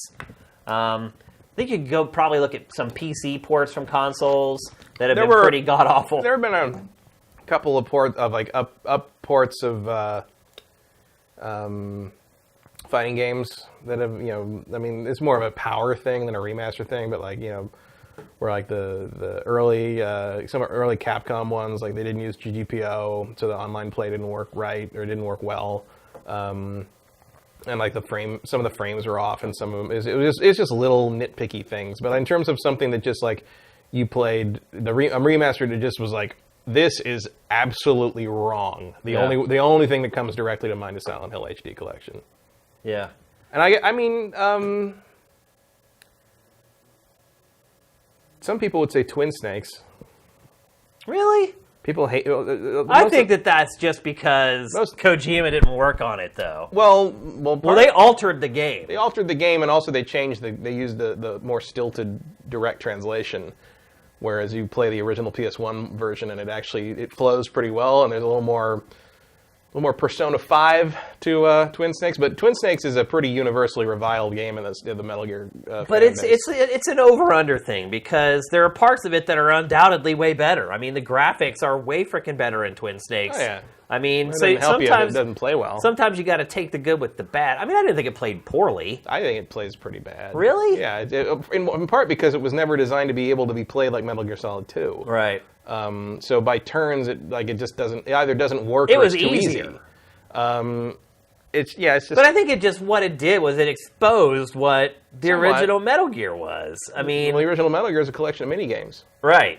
And That's I all think it is, connected by cutscenes, and Metal Gear Solid 2 was more of an actual full-fledged, game and it just didn't mesh right. To it was kind of like the Emperor has no clothes. It's like, and again, I do think even though the voices are all mostly the same people, I think the voice performances are not as good in a lot of places, just because the script isn't as good. yeah. It's not as well localized. I'd agree with that, but I think if I had to go back and play it again, I would probably play Twin Snakes over the PlayStation original. I did a Metal Gear rerun playthrough of everything I could, stomach. I still didn't get through 3. Really? I don't like 3. I don't know why I don't like 3. Snake Eater. I've tried 4 or 5 times. I don't like it either. I just. Do you remember I went and sat in Tracy Thompson's house for a week reviewing that game for G4 for X-Play? Yeah. They made me go to the PR person's house. Yep. I had to sit there with her dogs all day. Yeah. Because she had her own PR company. Mm-hmm. They were a contractor for Konami. And she had her office in a separate building in her backyard. And so I'd get there at 7 in the morning. She'd set everything up. I'd sit there and play. And then she would go back to her office, and I just sat there with her dogs. And she had Great Danes. The name of her PR agency was Great Dane PR. She had 2 or 3 Great Danes that are this tall. And I'd be sitting there playing, and one of those dogs would jump up on the couch and just put his paw right on my balls. And I was just and it's she wasn't there, and she wasn't corralling the dogs, and I was just it was the weirdest review environment ever. And I did not like that game at all. I think I gave it a 3 out of 5. Did you? Or maybe a 2. I thought you gave it a 4. I don't think so, man. I would have to look No, because I up. remember the head of Konami PR wanted to cut my head off after my review of that game. I wonder if we could dig that up, because I think I was one of the only people critical of Snake Eater. We could definitely. I think we could probably find the video review. Or maybe just find on the Wayback Machine on G4.com. Maybe. That stuff is kind of incomplete. It's real hard to find old written reviews. It may even have been that I gave it a 4 and everybody else gave it perfect scores. I think that's what happened. I don't remember it getting a 3. If you given it a 3, I feel like we would have gotten a lot more hate. Oh, I did get hate. I know you did. I got hate from. But I think you got hate for giving it a 4 I got hate and not a 5. from. I'm not even going to say his name, but dude, I had known him for 11 years or whatever. And I was like, look, Mark, I should have said his name, but I just did. You don't know his last name. But I was like, look, you know me. You know I'm a straight shooter. You know when I think your games are good, I give you a good score. When I legitimately don't enjoy them, that's... he's like, I get that, but you're just wrong on this one. And I was like... No, I don't think you are. I think a lot of people think I am. I think a lot of people love I'm sure they Snake do, but Eater. I have tried to play Metal Gear Solid 3 4 or 5 times, and I've never made it more than a The couple whole hours hunting thing was just dumb and just a drag. I don't. That's also the game where I lost my patience with Kojima's terrible writing ideas. Yeah. But when I did that playthrough of the series, I played, because it was on the Legacy Collection, on the PlayStation 3. I played the PS1 version, the classic PS1 version. I had recently played Twin Snakes probably a couple years earlier. Replayed it. I think the PS1 version holds up in every way better, except in graphics. Yeah. I just enjoy listening to that. I mean, because let's face it, to some degree, playing Kojima games, especially those earlier ones, it's like a radio play. Where you have to play a little mini game to get to the next bit of radio play. Yeah. And I enjoy the radio play of the PS1 version more than Twin Snakes. Understandable. That was probably a longer answer to that question than anybody needed. But. Wolfox 10 JC. Shane, now that we know you're a butt guy, play Nier Automata. You are welcome. LOL. Dark Force 256. Shane, Sifted Games, do you think more companies will follow Bethesda by not sending out early review copies? No. Probably not. I think it works. I mean, I think Bethesda just needs to learn a lesson. I think what happened with Fallout 4 is Bethesda thought the game was better than it was. And when the reviews came out before it came out, and they're a little lower than they were for Fallout 3, I think Bethesda was like, oh, you're just hurting our sales. As it turns out, Fallout 4 sold better than any Fallout ever. So I don't know what that says about whether people trust critics or not, but I think most people who played the game would agree Fallout 4 was not as good as Fallout 3.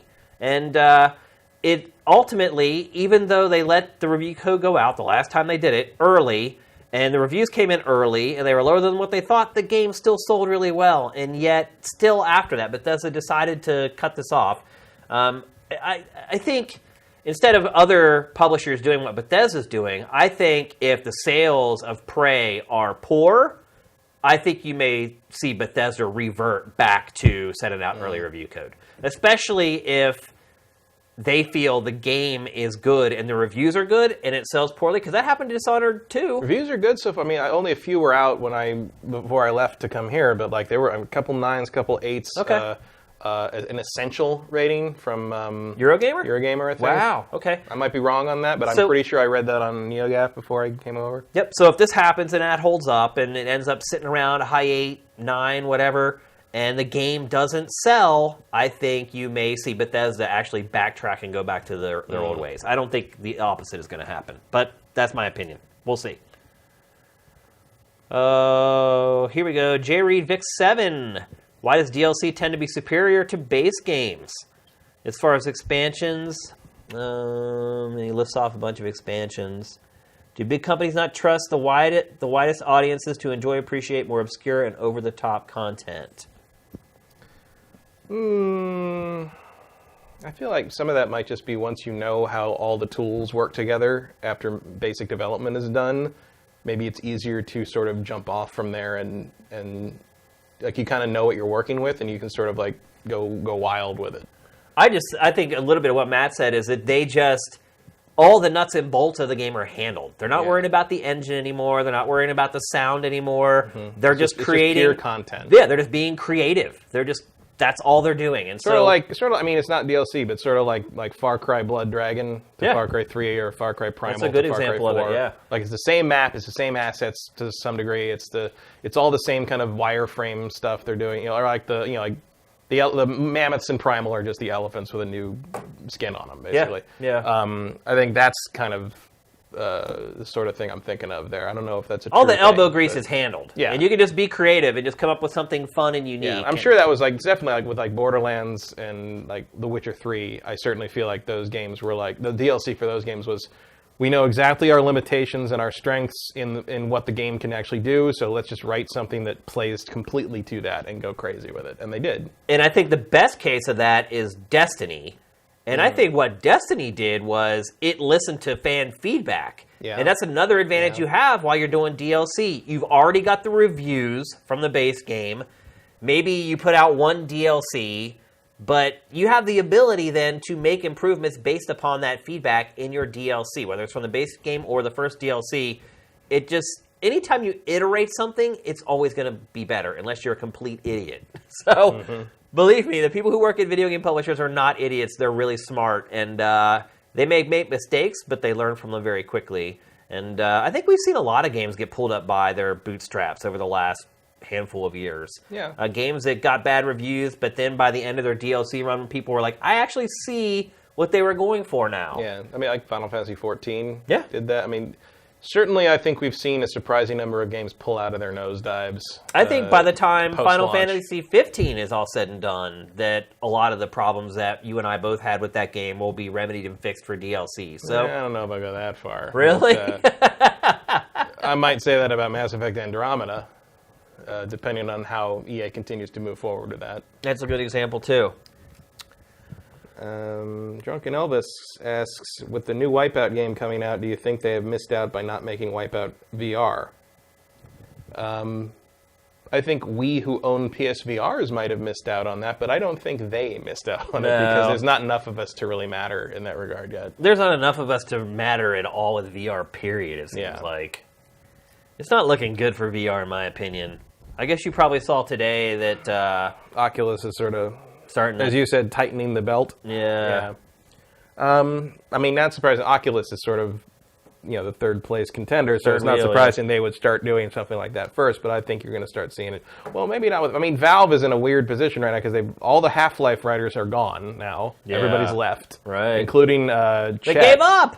Including Chet, who was... He was the final straw. Also, he was one of the big Vive VR proponents over there. So, what's happening there with their big They're three... getting tired of sitting around not doing anything or working on shit for 2 years and it never coming out. I never thought Eric Wolpaw would leave Valve. I worked on this site for a year before it came out, and it was driving me bonkers. Imagine working at Valve where you've worked on 3 different prototypes. Yeah. Nope. You get tired of it. Can we get those guys and put them on a panel with the guys who worked on The Last Guardian? Right, yeah. Because at a certain point, if somebody like that who has worked at Valve, dude, he was pulling in a huge salary. He probably started at a big salary. He's been there for a decade. He's made so much money. And look, I can understand where he'd be like, well, I want to do one more prototype because I'm still making that big bank. And now he's got to the point where he's like, I've got so much money. I don't really need money anymore. I just can do stuff that I actually want to do, and it'll come out, and I can get some gratification from it. You can't put a dollar amount on gratification. And at a certain point, all these guys at Valve they're filthy rich. They have to be. Look at how that company has grown in 15 years. I mean, it's mind-boggling. So I wouldn't be surprised if this I don't know if there's anyone left, but if there is, I wouldn't be surprised if we just keep seeing this exodus from there. As people just get fed up. I mean, I'm sure they love working with Gaben and all, but at some point when you put so much work into something, you need to see some kind of a reward for it other than money. And I think that's what you're starting to see at Valve. Anyway, back to the original question of VR. Once again, we got off on a tangent. Yeah, there's not a critical mass for it yet. It's hard to make any decisions on VR right now with the small amount of people that are using it. Still waiting for that big success story. Farpoint's coming out real soon for PlayStation VR. Probably the biggest budget PlayStation VR exclusive ever. Obviously, Resident Evil 7 came out. It was a great game, but it wasn't exclusive to PlayStation VR. Farpoint is PlayStation VR only. Big time litmus test for PlayStation VR right there. And it did feel good. I think it was if you have the gun peripheral, it is a shocking, verisimilitude, I guess would be the word. I'm just still waiting for frickin' Star Trek, which is that this month? It's this month, yeah. A couple weeks? At the end of the month, yeah. Right before E3. Stand user asks, going back to the Prey Talk, what's your ranking of the Shock games? Oh, geez. What elements are your favorites? Does that include the BioShock games? Yeah, I would say that anything that ends in shock. Oh, man. I mean, that's tough. I don't know about if I haven't played it recently, in the last, probably 7 or 8 years, but I think System Shock 2 is probably still my favorite. I'd go System Shock 2. Just because Shodan is such a good villain. And then after that, I'd say BioShock 1. Yeah, me too. Exactly the same. System Shock 2, then BioShock 1. And after that, I don't really care. Maybe System Shock 1, maybe I go BioShock Infinite. 2, System Shock 1, BioShock Infinite. I didn't like BioShock 2 very much. Keep in mind that I love all these games. Although I did like Minerva's Den a lot. Yeah. Minerva's Den pretty much makes BioShock 2 worth it all by itself. Yeah. If I'm being honest. But I would probably go System Shock 2, BioShock 1, System Shock 1, BioShock Infinite, BioShock 2. With the first two being pretty far out ahead of the others. Yeah. Drunken Ellis, I'm glad to hear you're enjoying your PlayStation VR because I still feel guilty to this day to recommending people buy it. Because I'll be perfectly honest, mine has sat underneath my television now for weeks and I haven't used it. The last time I used it was when I played I Expect You to Die, which was December. People have come over and used it to play things since then. Or maybe it was that and the VR Battlefront X-Wing mission were the last things I used it for. And people have come over and played it since then for other people that don't have a PSVR, but the last time I actually pulled it out and played something with it was that. Mine was Werewolves Within. That was the last time I played my PlayStation VR. I'm ready for Star Trek. I'm raring to go, but there just has not been anything out. I'm in. You should be sending me a code for it. I'm definitely in to play with you. I'll need to play with you. I'm playing on PS4 as well. Just because I find the PS4, the PSVR to me, or at least the way I have my two headsets set up, it's way more comfortable to play sitting down the PSVR. Because my high-backed PC chair makes the wires come out of the Vive just awkward. Yep. So and also because I know more people who will probably play online on PS4. Let's see. Here's one from Grenade Artist, Matt and Shane. Seeing how graphics have gotten so sophisticated, when do you think Sony will roll out the next system? I mean, asking because there was an article on that we curated this week saying PS5 in 2018 or whatever. Maybe the better question is, do you think PS5 is coming in 2018? Maybe. I mean, I don't know. I say hell no. No way. I feel like 2019 is probably more my guess on that. I think that might even be pushing it. I mean, it also depends, like, if they have to react to the Scorpio or not. A lot of it will depend on how well Scorpio does. Like, if Sony feels like Scorpio's gaining ground to the point that they need a power boost, we might see at least whatever the next PlayStation is announced at E3 2018. Yeah. But if Scorpio doesn't make a splash, I don't see why Sony would feel the need to push ahead any sooner than they have to. The only caveat I would impart here is if PlayStation 5 plays PlayStation 4 games, then it could come earlier. Which I feel like it will. Probably will. Well, here's the other thing: is like, will it even be called the PlayStation 5? Right. Or will it just be PlayStation? Do they just call it PlayStation? PlayStation Super Pro. Do they finally get to the modular console concept that I've been talking about forever, where you just snap a new graphics card into your PlayStation and you never have to buy another base console again? We'll see. But I don't. Definitely not next year. There's not going to be a PlayStation 5. They just Can you imagine if that actually becomes the way it works and it becomes accepted and sells millions, and the guy who created the Sega CD is like, come on! You know? Or the guy who creates it says, I was watching this show called GameFace one night, and I think there was like 200 people watching the stream, and this crazy dude came up with this idea, and like, I just figured I'd investigate it, and sure enough, now I'm rich. I think there's potential for that if you're talking about like, if you make it like simple, like Play School, you know, right? Like just that's what I'm talking about. Like no installing, no screwing anything in. Yeah, none just of that. like this part of the system just comes off, and you replace it with an exact duplicate. That's what I was talking about. That has a different logo on the top or something. That's what I was talking about. I remember that. That was a while ago. That was like 2 years ago. Yeah. I'm still holding out hope that it could be a reality. I don't even know if I might have been still in the Marcus days. Maybe it was a long time ago. I don't even remember. Let's see. We can only answer a couple more. We're getting up to our time limit. Sub-level 28. When should we donate a bit so you can eat during E3? I mean, during E3. Yeah. We'll notice it. You put that money in there. He'll see it. Just send pizza. No, I don't want to give anyone our address, unfortunately. Yeah, it's that's not something I want to put out there after what happened. And we're not going to eat here.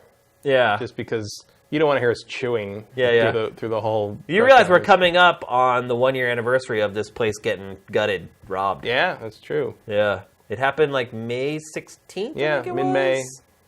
Yeah, that's right. Maybe a little later, but I'd have to look up your tweets. I can't believe a year's gone by, and that it's just crazy. When you work so much, like time just goes so fast. When's the anniversary? Of what?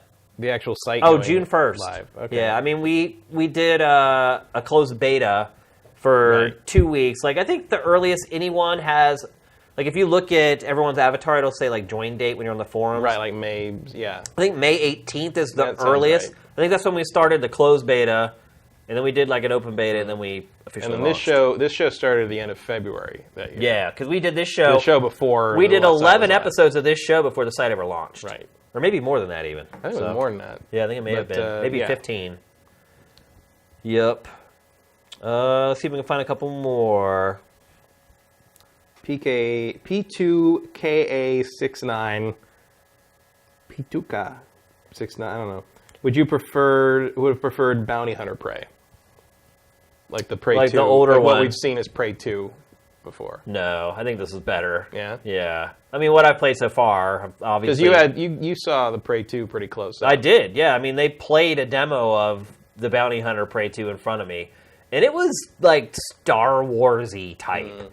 Like, it was like you're on this massive space station, there's all these kooky aliens kind of walking around. I thought about that version of Prey while I was watching Guardians of the Galaxy 2 yesterday. Yeah. Just because Prey was on my mind. That's probably a better way. Even better than Star Wars. Guardians of the Galaxy is probably a better way to compare it. It was more tongue-in-cheek. It was also colorful. Very colorful. That's what reminded Lots me of of neon. It was an entirely different kind of game than this. This is certainly way more serious, way darker. I guess it depends on your perspective, but for me, I feel like the gameplay in this Prey that we're getting is way more advanced and way deeper than what they showed us of Prey 2 and that was at E3 Judges Week, actually, where I got to see that. It's crazy how far along that game was, by the way, that they just canned it. It's really bizarre to spend that much on something. It can rest in Game Valhalla alongside Scalebound and... Yep. The other ones where you're like, what? Whatever. How could you cancel terrible arena fighter on the PlayStation 1 everybody wanted to play. Looks like we got some people saying they love MGS3. Oh, yeah. People calling me crazy for giving it a 3 out of 5. MGS3 is very... I don't think you gave it a 3 out of 5. I think you gave it a 4. What I remember mostly is that I did not like it anywhere near as much as everybody else. You didn't give it a perfect score, which meant everybody lost their mind. Which means the world's over. All right, let's see if we can find one more before we sign off here.